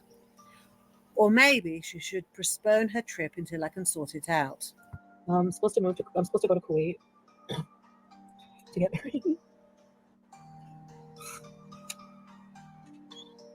Yeah, there's been a lot of talk that the type of marriage that Chantal did with Salah, if they did get married, was a Mijar. I'm probably mispronouncing it. Mijar marriage, which is not even recognized over there. And it's also been said that if you're on a tourist visa, you can't get married. Just like you can't own property because you're not a resident. So I don't think they are married. Never have been. Maybe he had her sign a piece of paper, but since she does not know how to read Arabic, that piece of paper could say anything. People have asked her to see the marriage certificate, and if she wanted to verify that it was a real marriage certificate, she could show it on a live stream, and there are people in the reaction community that could, translate it and tell if it's a marriage contract or not. But I don't think Chantal wants to, because I think she knows she's not really married. Maybe she's afraid of what's on that piece of paper. Of course, at this point, she would lose money if she was to change or cancel her flight. And she's so set on the idea of getting married and of us starting a life together that she cannot imagine not coming. I'll explain to her, unless we're married, we won't be able to be together, as it's illegal for unmarried couples to spend time alone. Or make it seem like we won't be able to spend time together at all, unless we are married. She'll ask me if there's anything I can do, and I'll tell her I'll try my very best. Then I will go no contact for a good few hours. No calls, no messages, and I won't even read any of the messages she sends. I'll go missing.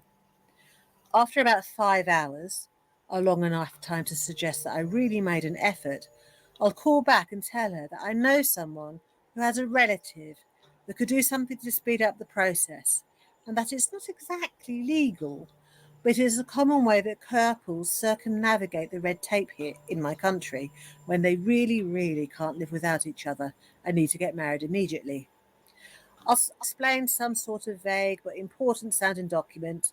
Say I can't translate its name into English as it's very complicated, so she can't look it up on the internet, and explain that my friend and his relative will need financial compensation for helping, as they are technically committing a crime.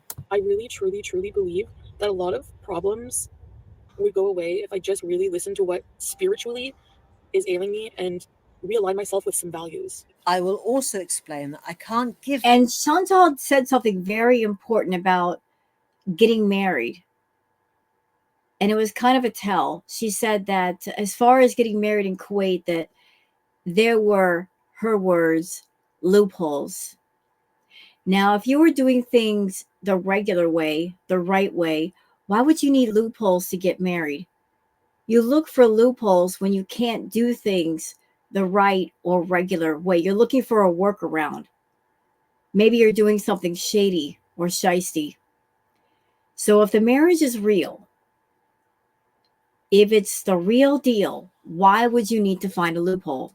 Them the money, as they need for it to be paid for in cash, and that the amount, conveniently, exceeds my withdrawal limit for the day. She offers to wire the amount in cash immediately, and I get to send it to a friend of mine because, in real life, if I get too many wire transfers from a number of foreign women, I might alert the authorities. And my friend will probably take a small percentage for his help. Okay. All right. Welcome, Al Sultan Salah. Welcome. Hi. He's a new beezer. He's our newest beezer. I hope you guys will be very welcoming. Please be very welcoming and respectful would be super nice. So I told him I have a lot of, my fans are very comical. We like to joke around. We like to joke, but I really, really, really need you guys to be respectful of certain things. This is averted, everything goes to plan. I'm several $1,000s richer, and I haven't had to pay for a single thing. My fiancé will be arriving in a few hours, and once she sees that my car and my accommodation are not exactly how I described, I will explain to her that I was so instantly drawn to her beauty and kindness that I lied for fear of losing her. That despite appearances, my feelings for her are true, and that I want her in my life more than anything I've ever wanted. Knowing that she is already emotionally and psychologically invested in me, and that she has given up everything back home to be with me, she will stay, and she will help me provide for her in the way that I said I was going to. Yeah, so someone like Salah, like when Chantal went to Kuwait, her going into the apartment that he was in, I mean, we don't know. He might have purposely been in that apartment and brought her there knowing that she's got all the money, because if you're somebody and let's just say you're staying somewhere and you're going to be there for an extended period of time, you might buy things and spend your own money just to make things more comfortable for you. And that's money that they don't have to spend out of pocket. So it's like if you're going into a small apartment, the scam artists in question, they're not going to spend their money on extra blankets or pillows or other things that you might want or need before you get there. Oh no, they're going to wait until you get there so that you will spend your own money. They don't want to spend a dime on you. The goal is to get you to spend as much of your money on them as possible, not the other way around. Thanks for joining me on this adventure. So I'm here at the airport, and I'm looking for my check-in gate. So look how much smaller she was back in the day. For Qatar, and that was 2 years ago. Airways.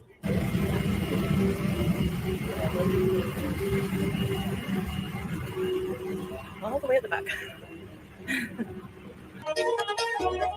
Oh, we don't need all that music. Sorry. You know, this was 2 years ago, and she sounded so much different. She looked a lot different. Even her movement was different.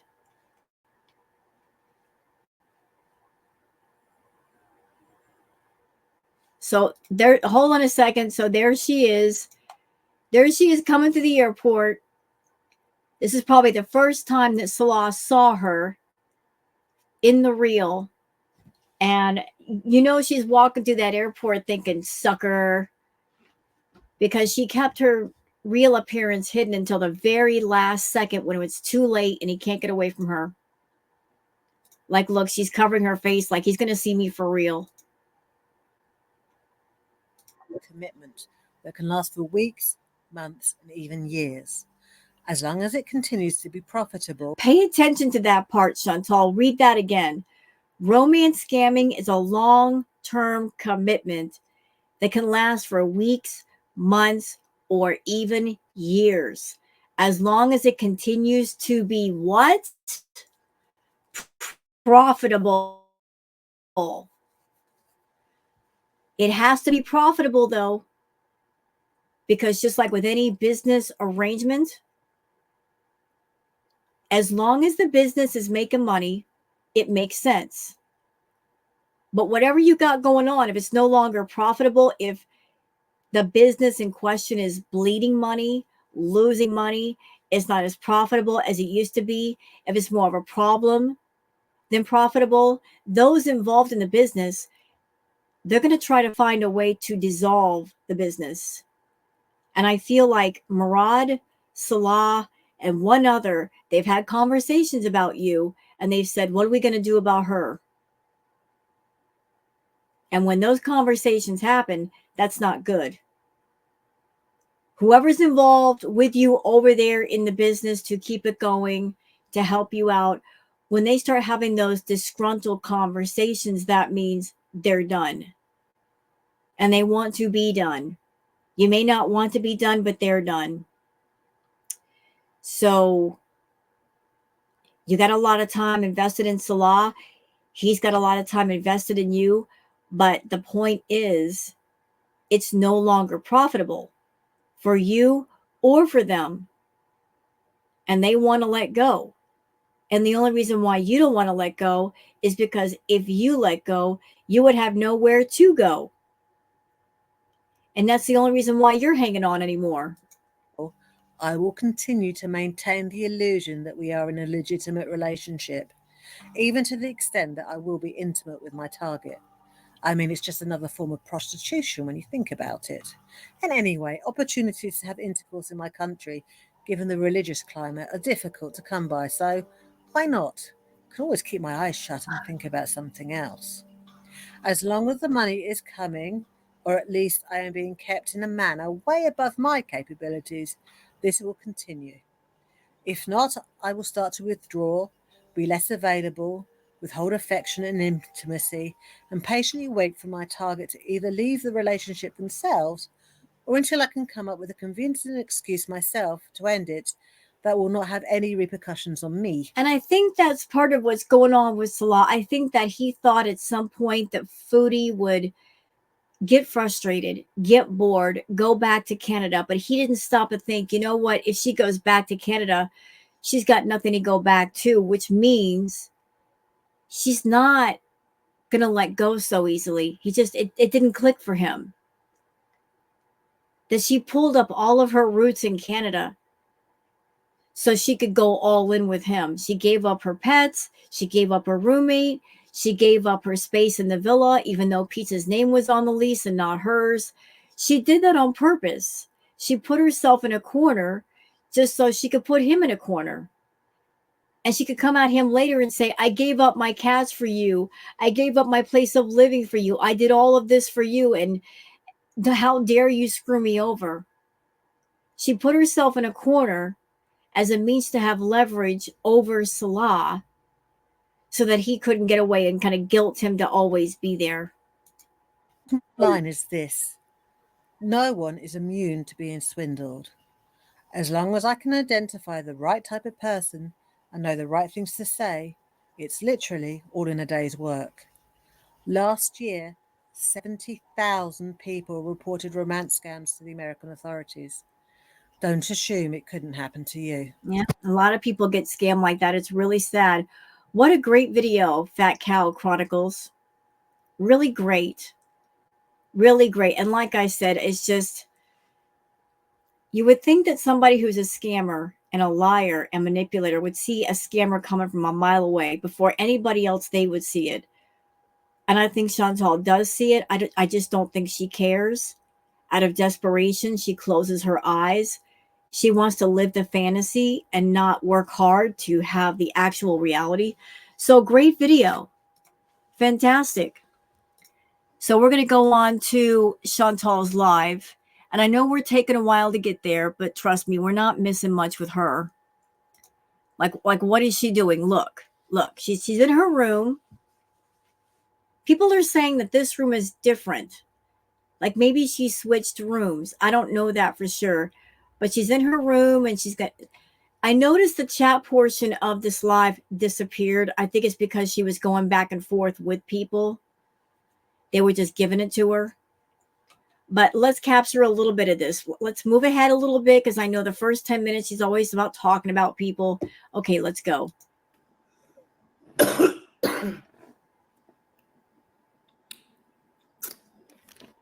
No, I only have this, and I have this.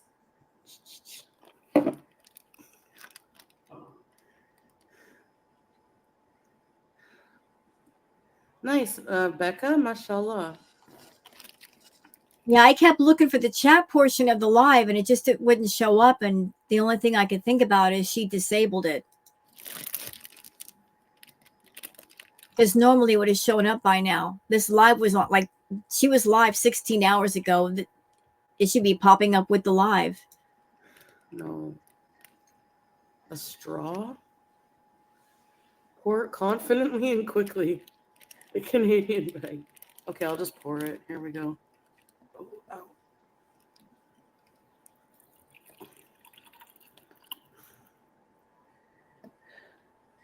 Still boiling, even it's been in the bag for like 45 minutes or more. Okay, all the juices came out. Now I can just take out the... Ew. I love egg yolk though. Well, that was an unsatisfying meal. No, I'm not eating any friggin' halal wieners. Hey, Sweet Home Alamanda. That's a cute name. It's amazing what a bit of mascara will do, Nadia. I mean, Stacy. Babe, I didn't get the whole shit question. Yeah, there's also rumors that the person portraying themselves as Salah in the chat room really isn't him, that other people might have access to that account and might be talking for him if he's gone already. If the real Salah had any kind of sense, the moment that Chantal got on the plane, he would have gone back to the apartment, packed the place up, packed up the pets, got another place to live, and disappeared into the night. She's been in Thailand for what, 2 weeks? So he's had more than enough time to get away from her. Somebody asked, what would you do if we had to live in a relationship, married, but 10 years separate? What? Would you rather divorce or stay married? Even though you can't see me for 10 years. Can you imagine? That would be like death.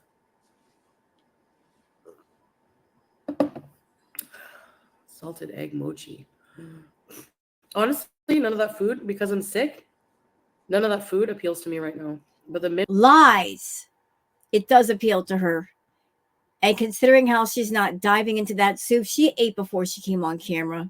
I feel better, it's going to come calling. I'm going to be in bed. She's got that duper's delight smile on her face. She ate before she came on camera. And I'm going to hear, warm? Would you like that warm? I need to go blow my nose.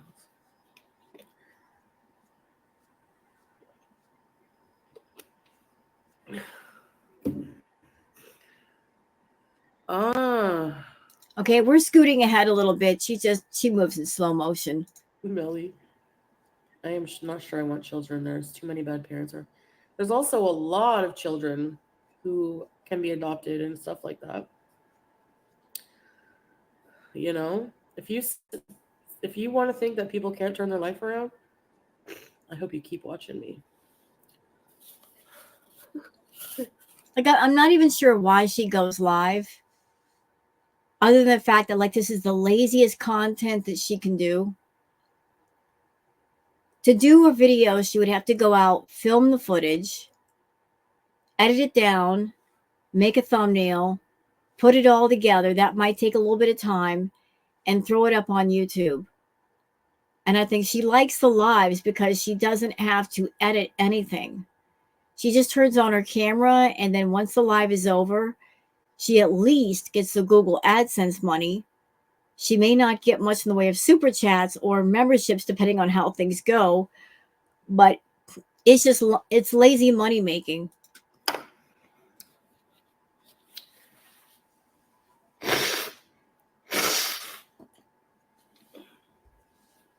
There's always somebody announcing deals on the street all day.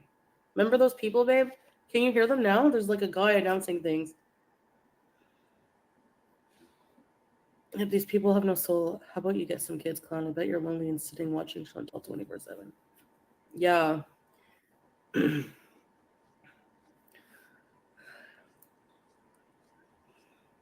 Childless cat ladies. Actually, yeah, there's no way I want kids right here. There's no way I could have kids right now or want them.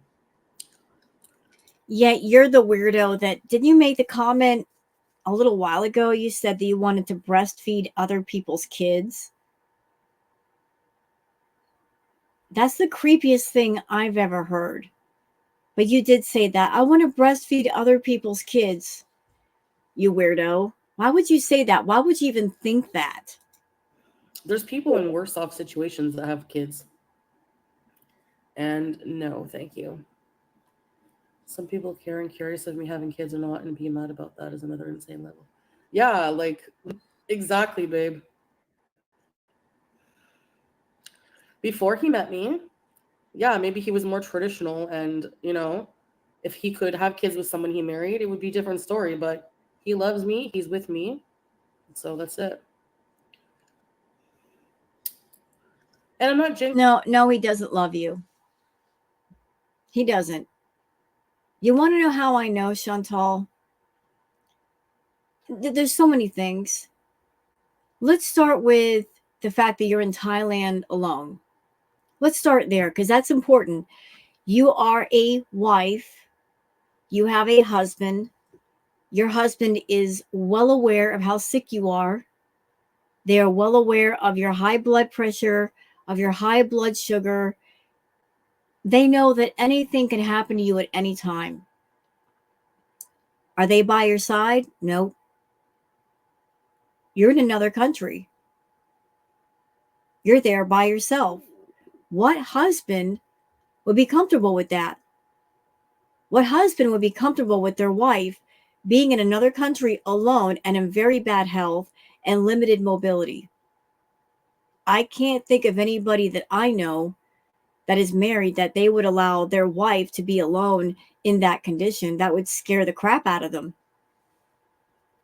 But Salah was all too happy to send you to Thailand while he stayed in Kuwait to get his vacation time on, because in essence, that's what's going on. You going to Thailand was not about your vacation. It's a vacation for him. Because you run that man ragged.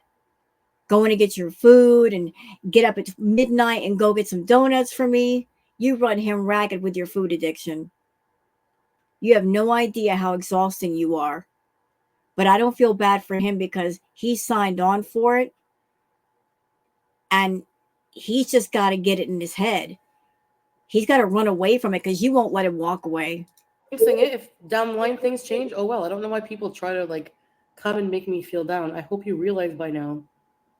You know what, Chantal? I hope that you find out one day that Salah's got somebody on the side, somebody that he's got a family with, and you were just the cash cow to keep everybody fed. I hope that comes out. I hope it comes out. And you look like the biggest fool ever, because you are. That at 40 years old, you refuse to think about the truth of, I'm a 40-year-old woman and I've got my sights set on a 30-something-year-old man who probably has a family or wants a family and wants kids, and I can't possibly give him that. I've got limited mobility. I'm gross and I'm vulgar, but I actually think I have a chance with somebody like that. When I have no moral compass, no morals, no values, no social graces, no social manners, I actually think somebody like him is going to be in love with somebody like me for real. I hope it comes out the entire time he's been playing you like a violin. Then maybe you might learn something. It doesn't work. Yeah, exactly, babe.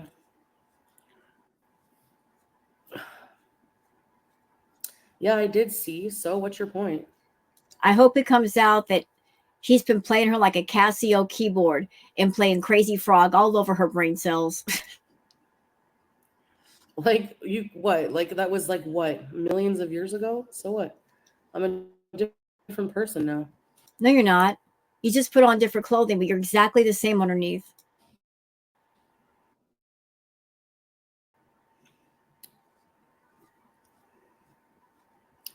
So I saw that he said, who's gross and creepy?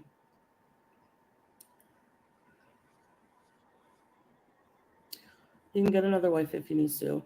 There you go. Pro-choice and cell behavior.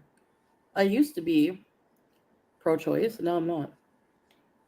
And so, well, no, that's not true. Okay, somebody Yes. pointed this out on Twitter, and however you feel about the issue is how you feel about it. It is like a hot button, hot topic. But it should be noted.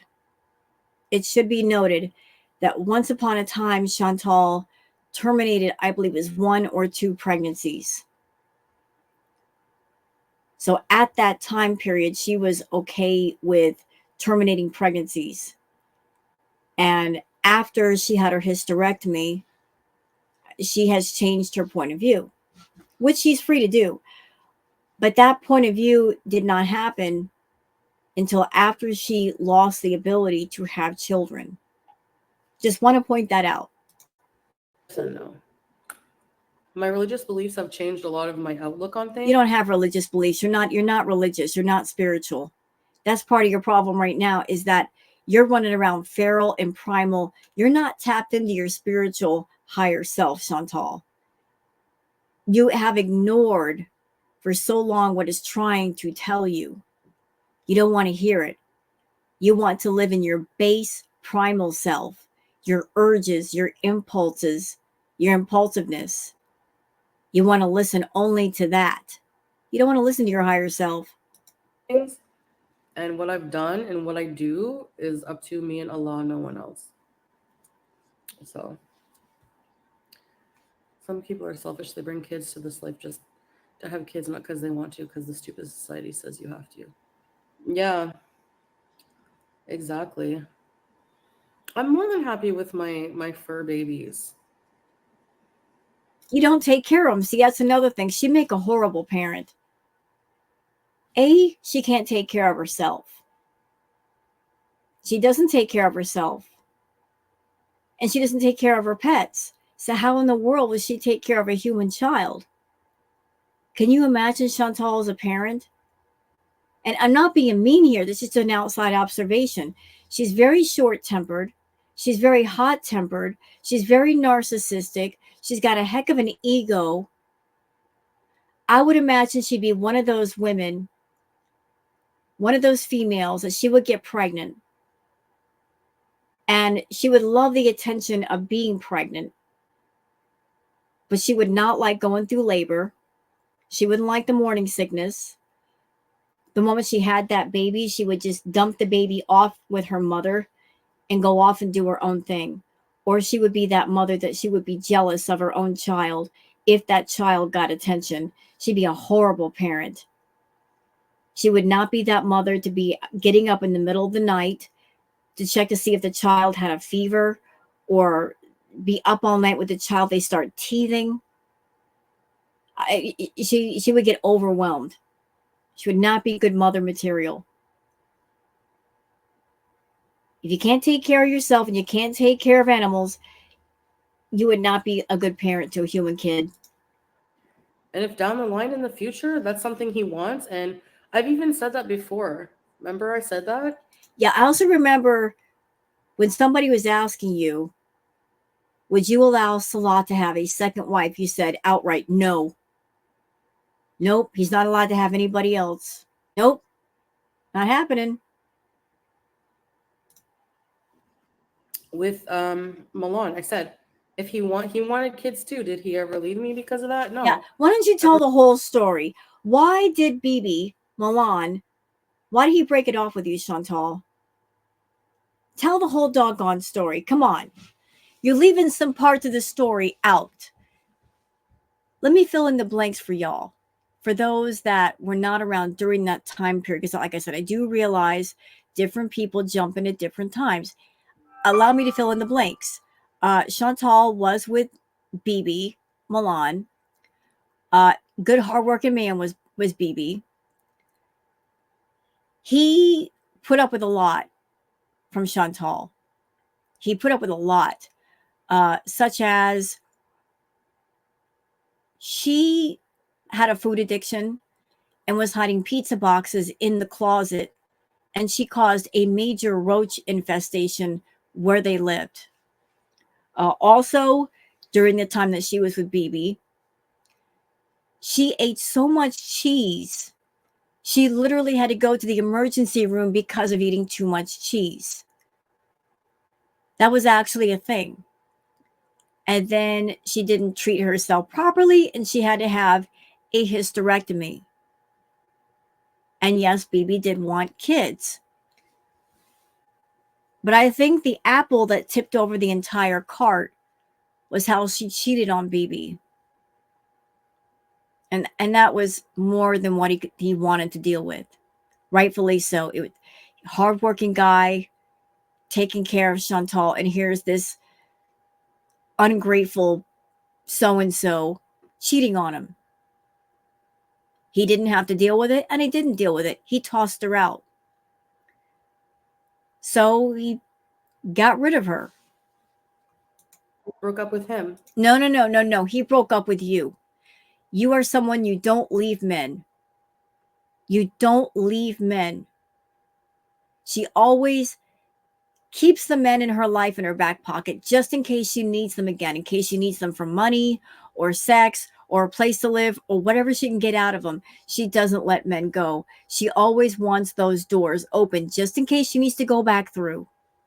She never broke up with BB. BB told her to hit the bricks. It was his house. He was paying the rent. He was paying the bills. She had no choice but to go.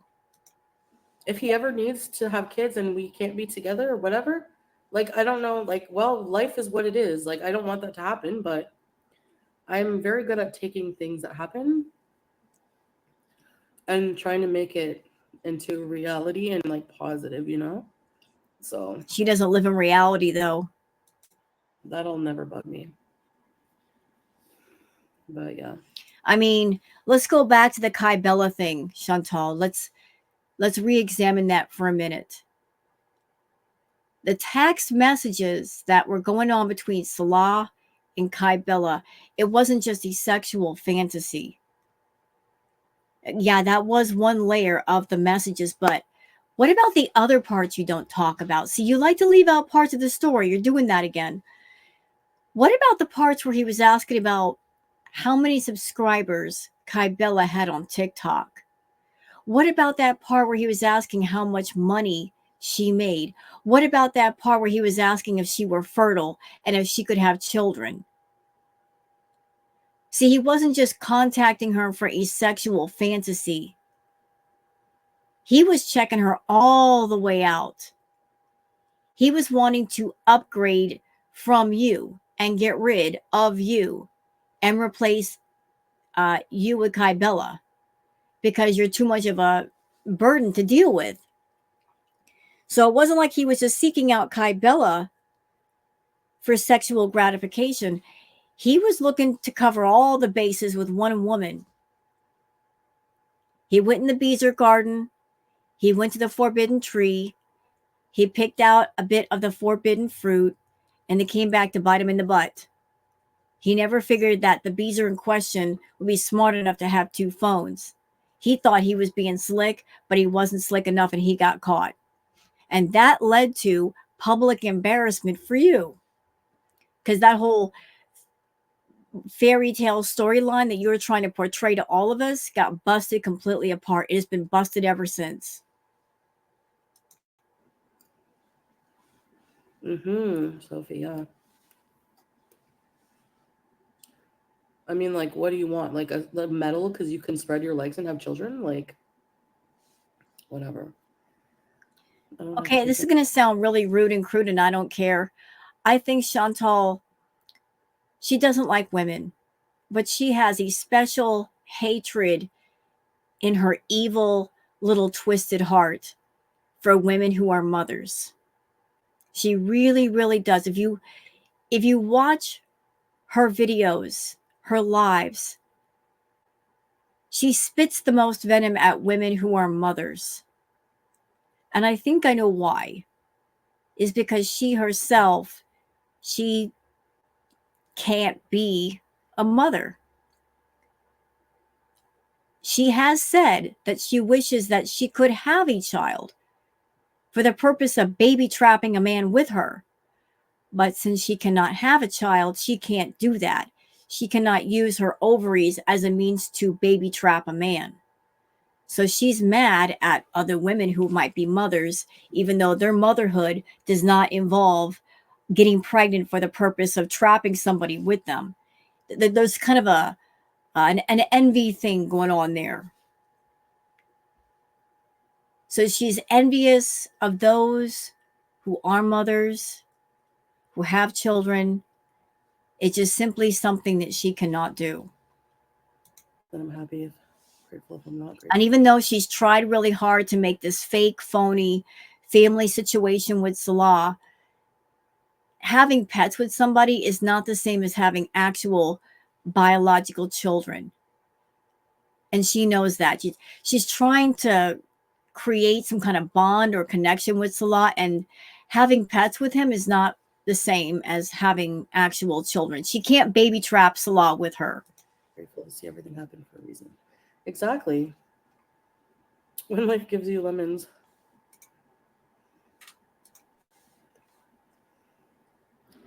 I know some people think, oh, just because the woman can have kids, that their husband is going to be good to them and faithful to them. I've seen so many people on social media that have been cheated on while their wife is pregnant, or have been like, it doesn't matter. Like, it doesn't matter. Some people shouldn't. Yeah. I don't know. It's not my place to say who should and who shouldn't, but whatever happens, happens. Like, I just go. This is God. My life is like given to me by God, and it will be taken away by God. And everything that happens in between, everything here is borrowed. Life is borrowed. It's not, like, yeah.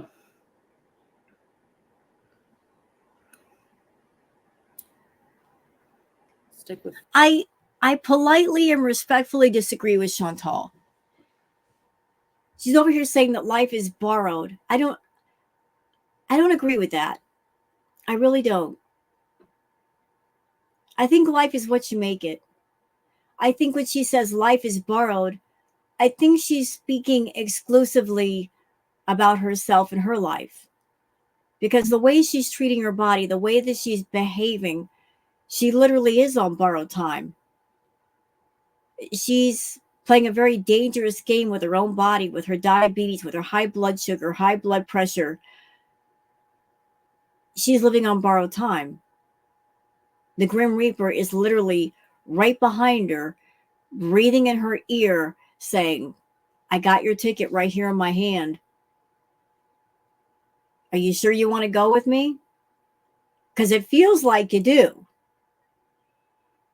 I mean, just give the word. I'm tired of you texting me. I'm tired of you blowing up my phone, girl.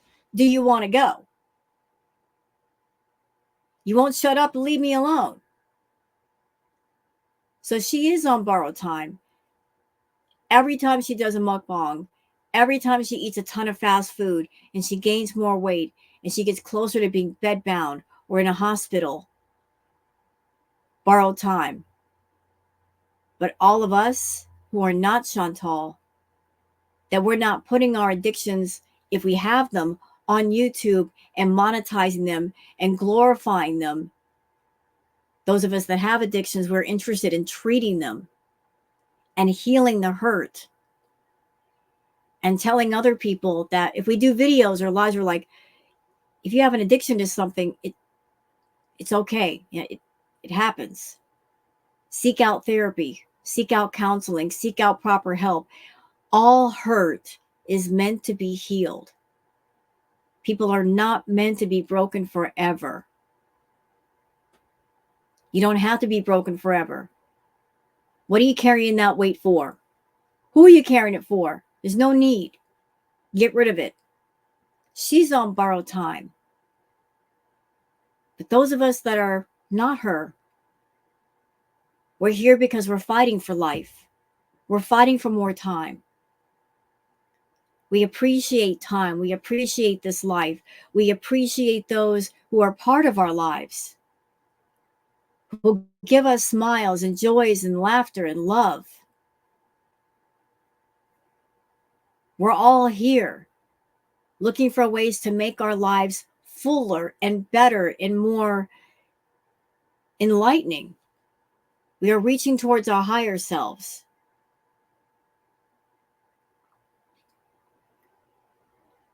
I mean, life is like a waiting room. We're all in the waiting room, y'all. The moment that you're born, it's like your ticket gets punched and off you go. And you can go wherever you want. You can be whoever you want. Life is yours to make what you want of it. Just make it one great big adventure and have fun with it and be happy. She doesn't know how to do that. So according to her, we're all on borrowed time. No. That's you, mama. That's you. And you did that to yourself. You did that to yourself by configuring your life to where you're housebound and is shut in. You're living your life that way, but that does not pertain to the rest of us over here. Fur babies.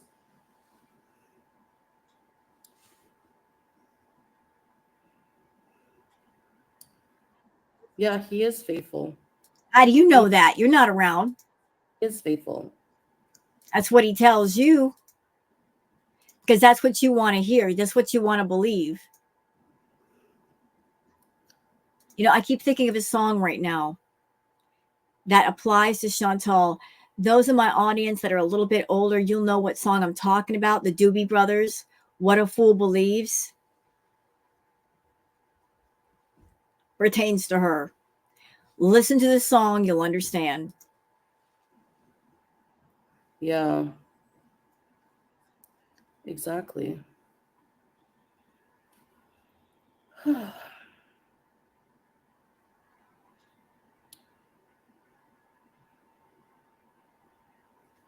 All that matters is the present. He's faithful. Mm-hmm. Yeah, Ashley. Yeah, keep telling yourself that. You're like, Chantal likes to do that thing of fake it till you make it. That if you say something enough times, after a certain number of times, it becomes true. She thinks that by saying, he's faithful, he's faithful, he's faithful, at some point he will be faithful. It's like Dorothy in The Wizard of Oz. If you want to go home, Dorothy, click your little red shoes together 3 times and you'll be back home. Well, you can click your dirty Skechers together, Chantal. Doesn't mean he's going to be faithful to you.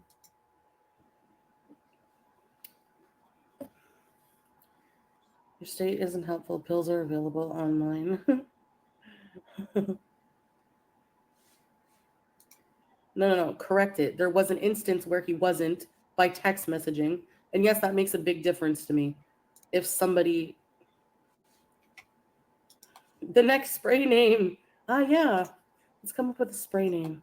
We have Beezer already. So in the present, yes, he's faithful. In the present, I'm a different person than back then. Like, you know what I mean? Yeah, keep telling yourself that. You're a cheater. You've cheated on more than one man, and you are deathly afraid of people doing to you what you've done to others. You will not consider the possibility that you're getting played. The player doesn't like the idea of being played, will not consider the possibility of being played, even though it may be going on. You're giving yourself a false sense of confidence. Oh, he can't be cheating on me. I've got a tracker on his phone. And you won't stop and think about he might have another phone and talking to a lot of people on it that you don't know about. I mean, how would you know? You're not there. You're not there. Yeah. I mean, if the boy was smart enough that he figured out Instagram and he figured out, what is that, stealth mode or invisible mode, where as soon as you get out of the conversation, the messages are gone. If he figured that out, then obviously he's talked to ladies before and known how not to get caught. Doll. For his spray. His bees are like his... Honestly, there's nothing to catch. Because let's be real. If what's going on with Chantal and Salah is a business transaction, there's nothing to catch. If they sat down and they talked, and it was decided that you will portray my husband online, but when the camera's turned off, it's just, we're just business partners. I'm the employer, you're the employee. There's no cheating. If there's no relationship, there's no real cheating. She can't say, oh, he cheated on me. She can't get mad if he's talking to other women because they're not being intimate together. But she puts it on for the camera. Oh, he loved me and he cares for me. No, he doesn't. Because if he loved you, he'd be there right now. He wouldn't be disappearing so much. I think, Chantal, that things are over between you and Salah, and you don't know how to tell us yet. You're trying to work it out to where you look like the victim. So you're in Thailand to get your 420 stuff on. And you are the type that you would actually stay in Thailand for 2 months to throw us off the scent that you and Salah are done. You didn't want to come directly home to Canada because then we would know something was up. So you like to play this little chess game with Girl World, although you keep losing. Still, it's something you like to do. Bees are spray. No, that I don't want children, or I shouldn't have children. Yeah, not everybody does. Name it after Julia. Yeah, like a nice French perfume. Julia. You have changed for the better. Thank you. I'm trying. I think I have to. Julia spray? How about... Julia's a good one. I can't believe the bees are spray sold out here. Maybe the... It did not sell out. It didn't. Nobody bought it. And the beezer spray was not meant to be put on the human body. The beezer spray was essentially like low grade Febreze. It's basically fabric spray. It was never meant to be put on people. Kuwaiti people who watch me, I don't know. It didn't sell out. It didn't. Nobody wanted it. That cold hasn't That's why it ended up in the dollar store. dampened your wet and feisty spirit. Yeah, nothing does. Also, I'm not going to the doctor for a friggin' cold. Are you kidding? A nice cat tower. Yeah, I gotta get one for Julia. Before you get her a cat tower, why don't you have her fixed and get her nails done and get her to go get groomed? That's the more important thing. Butt musk.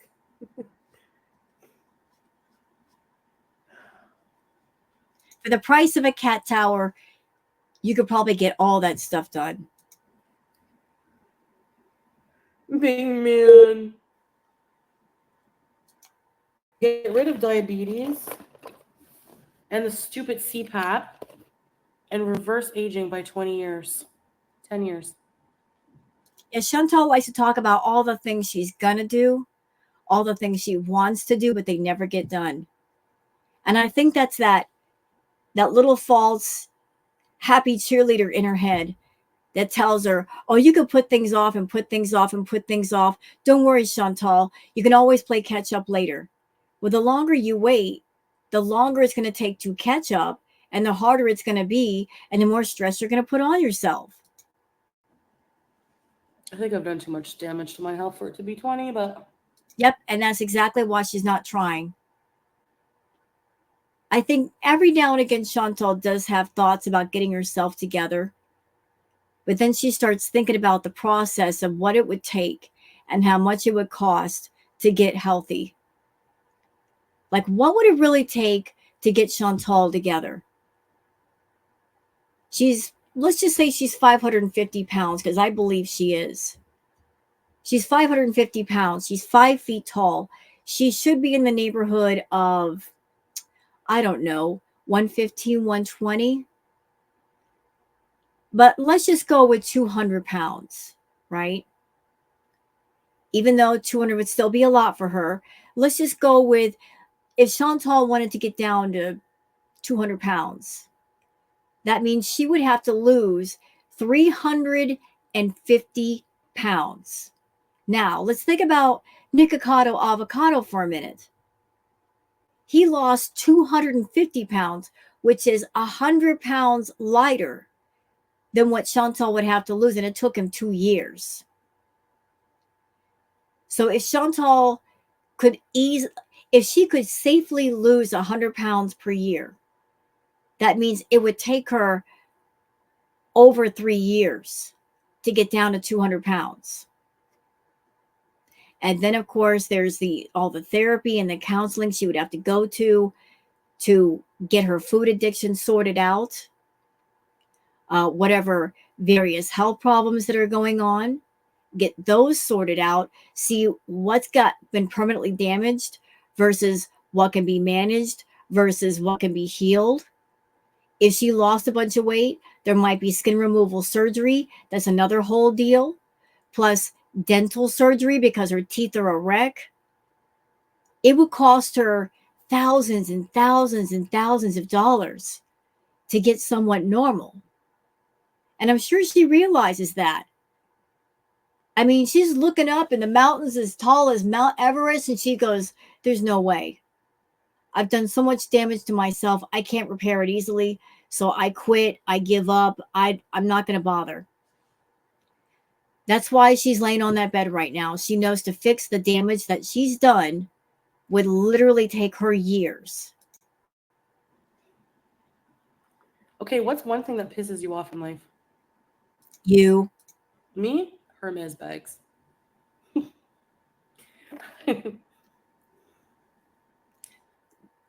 Of all the things to get mad at in life, and she gets mad at a purse.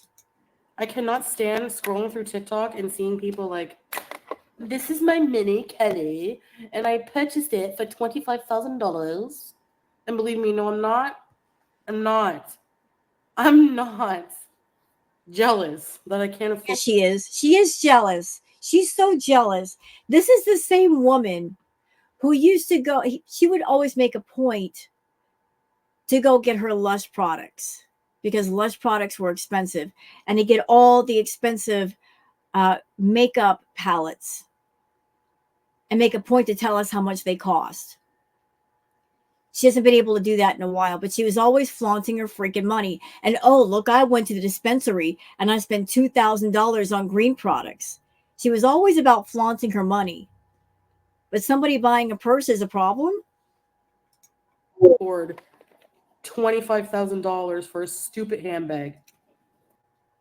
I don't know why anybody like her would have a problem with somebody else buying a handbag, other than the fact that she doesn't have the money to buy a Hermes bag. Like, she doesn't have that kind of big money where she can drop $25,000 on a purse. Once upon a time, she was making $20,000, $30,000 a month. But those days are gone. They're long gone. Because I would buy a car. Like, who would, you can You had a car. You never paid it off, dum-dum. buy a car. Sorry, I'm That poor Sangria Kia was run into the ground. Tangent, but Talk about fake outrage. I don't know. I don't like Birkin and Kelly's and Hermes. That's because you can't afford them. I find it ridiculous. Again, that's because you can't afford them. If you can afford them and you were buying those purses, you'd be fine with them. You're hating on what you can't afford. Ridiculous. You know what it is? It's such a vulgar display of wealth. The hypocrisy of it all. Like, would you take that handbag and go to the poorest regions of Africa, Syria? Would you go? Ma'am, let me just put things in perspective for you. You're in Thailand, okay? You're staying in a motel or hotel. You don't give a doggone about the other guests. You keep turning down the AC to the point where you flooded the other rooms. Like, you saw the condensation on the window and you didn't stop and think that's a problem. You're leaving an entire filthy mess in your room and expecting house cleaning to come in and clean up all of your garbage. And they left you a little hint by leaving a roll of garbage bags in your room. That was them saying, clean up your own mess since you're not going to tip us. So, like, you take advantage of the housekeeping there.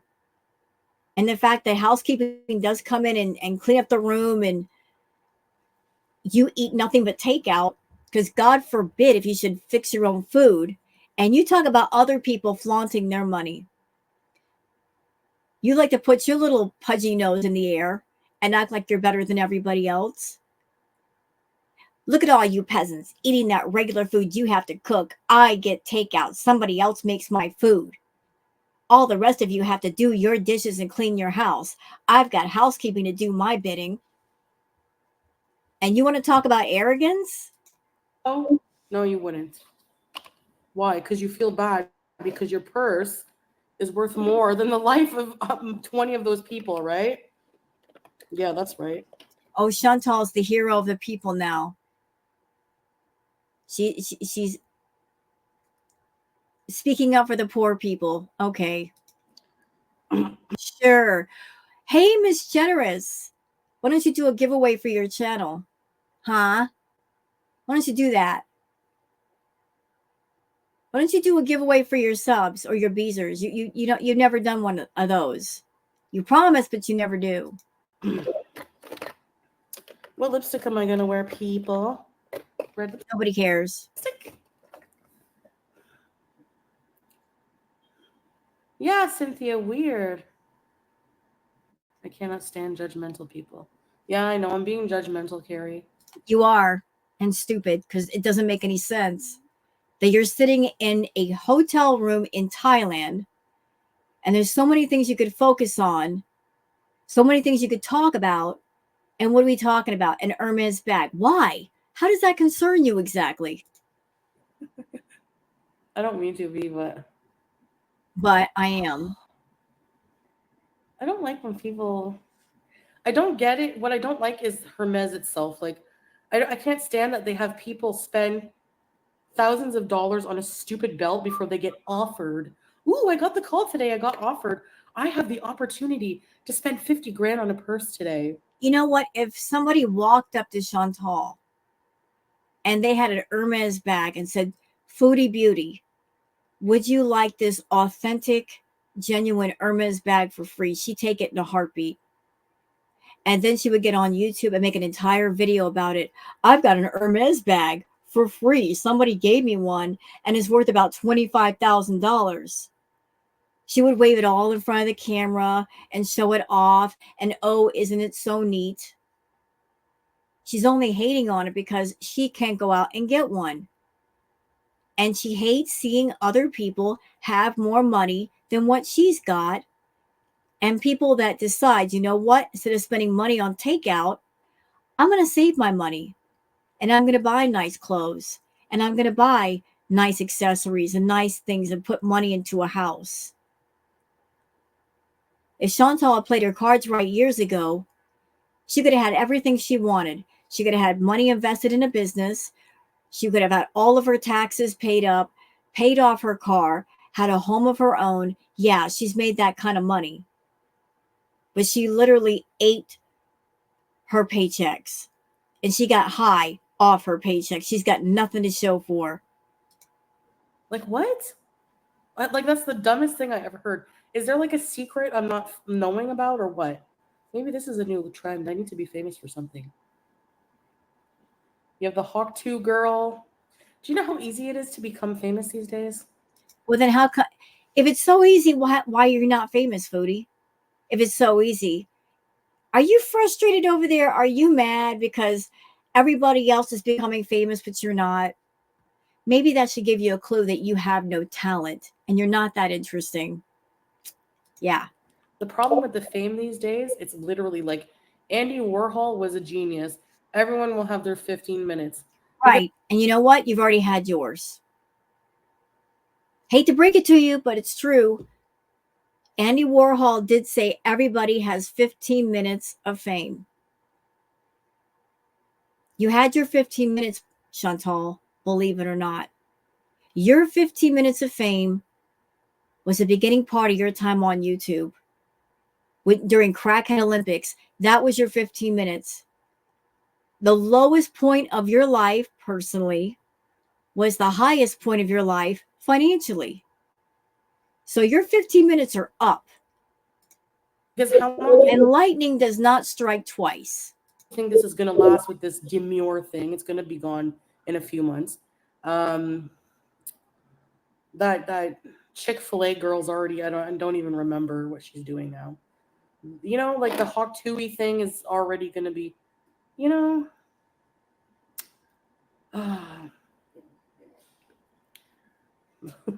And Chantal's been trying to go viral for anything for the longest. She's always all over TikTok looking to see what the viral trends are and tagging her videos with TikTok and viral and trend. And it's just not taking off for her. She's not that interesting. Sorry, I'm sick. What is this? Anyway. I mean, look, if I wasn't a reactor to Chantal, if I knew nothing about her, I was just some random chick who wandered onto YouTube and I came across her channel by absolute accident. And I clicked on this stream right here, right now.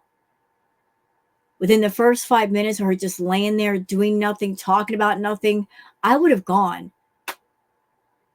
Like, she's not making a good first impression for people that don't know her. She's being extremely boring, and then she wonders why her numbers suck. Anyways, I'm done ranting. This good background sound.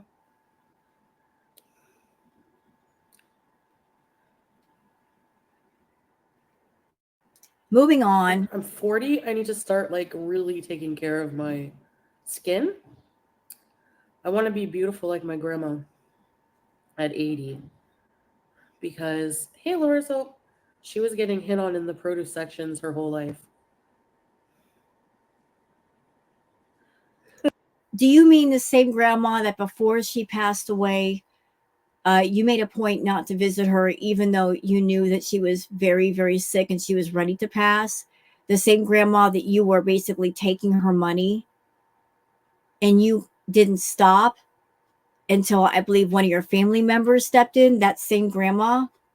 Like you were all about spending time with grandma as long as you could get money out of grandma until somebody stepped in and stopped you. And then all of a sudden you stopped seeing grandma. That one, I believe we're talking about that one right now. Vampira.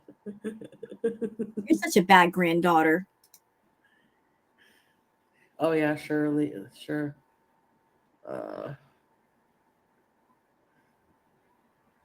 Where is it? Okay. Next time I see him, I'll mute him.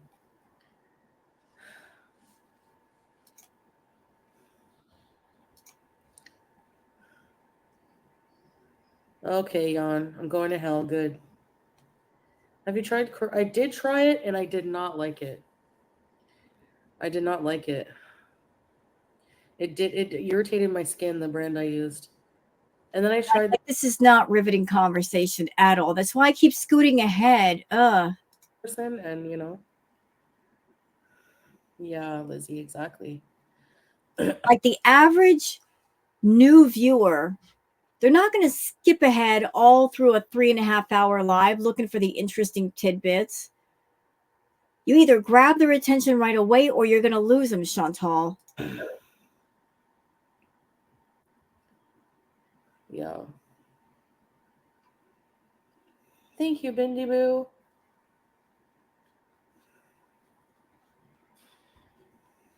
Yeah.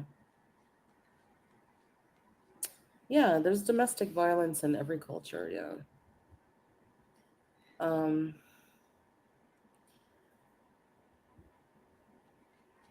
Yeah, in Islam, it's the onus is more on the man to take care of the woman. Actually, so it's funny that people think that in Islam, like, men are bad to women. It's weird. Like, men have duties too, We're going ahead again. She's talking crap.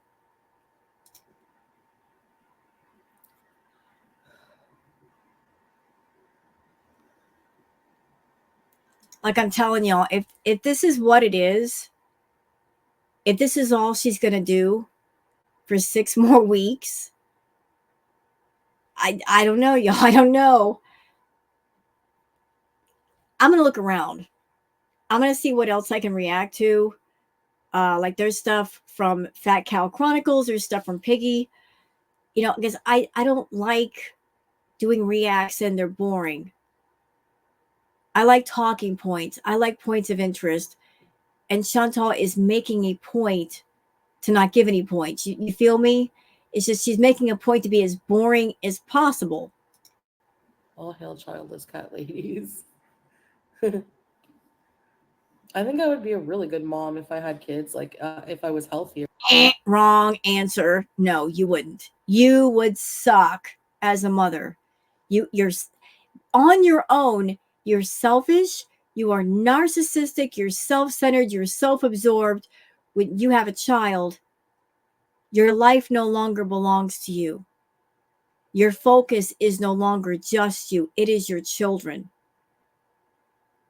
And you are ready to sacrifice for your babies, to give them the best of everything, to provide for them. You are not that person, Chantal. Yeah, definitely. Healthcare isn't free in the Netherlands. You don't know what you do when you go into survival mode for someone else,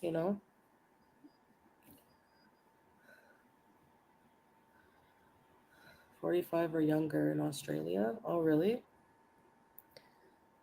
Okay, so 45. That's still, 5 years. Get to. I pay €195 a month, 35 on a year basis. And she turned off. Yes, we're besties. I'm just like, I'm out of the loop with all drama. No, you're not. You're just looking around on YouTube to see what's going on. I'm sure you got people reporting back to you. or since you have nothing to do, you sit in your room and just scroll around on YouTube to see what is going on. Hey, Chantal, here's something to think about. Since I know you're on Twitter somewhere with your fake sock accounts, um, you can always tell when you've had a good stream. Because when you've had a good, interesting stream, there's lots of clips from that stream all over Twitter. People have clipped the crap out of it. And you can always tell when it's a boring stream because there won't be many clips of whatever it is you did. This stream right here, the updates one, there weren't many clips from it on Twitter. So that's a strong indicator that a lot of people found this to be rather boring. If people aren't talking about this stream on Twitter, that means it was a dud. That's all. Which drama? I thought she was happy with her girlfriend anyways. They wish you were mad at someone. Things are too quiet in girl world and rent is coming too soon. What are they talking about now anyways? You know, why don't you just tell the truth? I look around in girl world, you're right, there's nothing going on. Just tell the truth. You know what's up, Chantal. The same cheese. I wouldn't think most straight dudes are about girl world drama. Yeah. I mean, your mama to me is different because he doesn't talk about the same people. He talks about like everybody, and he's funny. Like he has talent. Like he could probably be a comedian, honestly. You know what, Chantal? I think that you're only cool with people if they are for sure in your back pocket. I'm just gonna say that and leave it there. But like the others, like if there was like a normal guy and like I call it beach drama. Like why would you like why? It's so unattractive.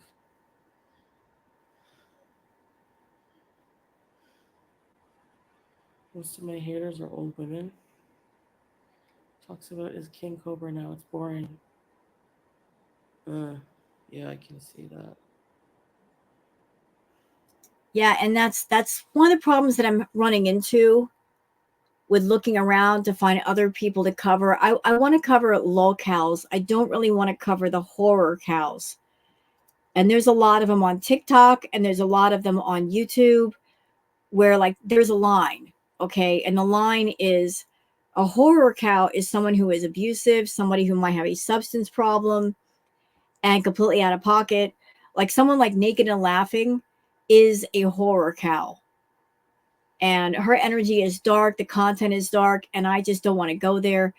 But there's a lot more interest with King Cobra and Naked and Laughing than there is with Chantal. Because you just don't know what's going to happen with Naked and Laughing and King Cobra. Like I'm looking around, people are very interested in that. I just don't want to expose my audience to that. I think it would be too much. Unless I'm wrong and you guys say otherwise. But I prefer the locales. And they're getting harder and harder to find. More of the locales are turning into horror cows. And I just don't want to show people on camera that are under the influence of party favors. It's just not my bag, you know? I want to react to people, but not while they're under the influence. It's too heavy, too much. Pumpkin spice. That sounds good right now, actually. But that would be so unhealthy. I'm trying to diet. No, you're not.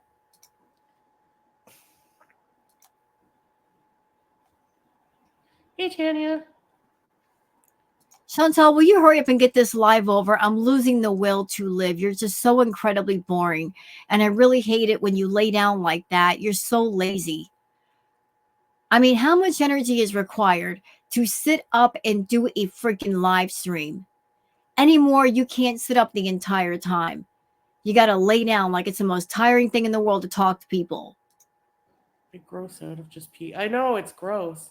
It's smaller in general. So yeah, the bathroom would be smaller. Talking about all this nonsense. I'm falling asleep. That crashed into the Atlantic Ocean on June 1st. Yeah. Killed 228 people. That is insanely sad. but it was basically pure sugar. Yeah, pure sugar. And they have a weird thing with orange Fanta for breakfast. Like, Okay, you know what? I can't. I'm tapping out. She's just laying there talking about nonsense. If there's anything of interest, any points of interest that I might be missing because I'm tapping out, I'll find it on Twitter later, and I promise we'll go over it in the next react that I do. I promise, and I swear that to y'all. And unlike Chantal, I stand with my promises. So I hope you guys have enjoyed this react. If you have, please like and subscribe and leave a comment. And please check out the channels Piggy and Fat Cow Chronicles. You'll find the links for their videos that I used here in this react in the video description. So please check them out, sub up to their channel, give them a like, give them a sub because they're really great channels. And I thank you guys for watching, and I'll see you guys on the next one. Until then, take care of yourselves and each other. Bye.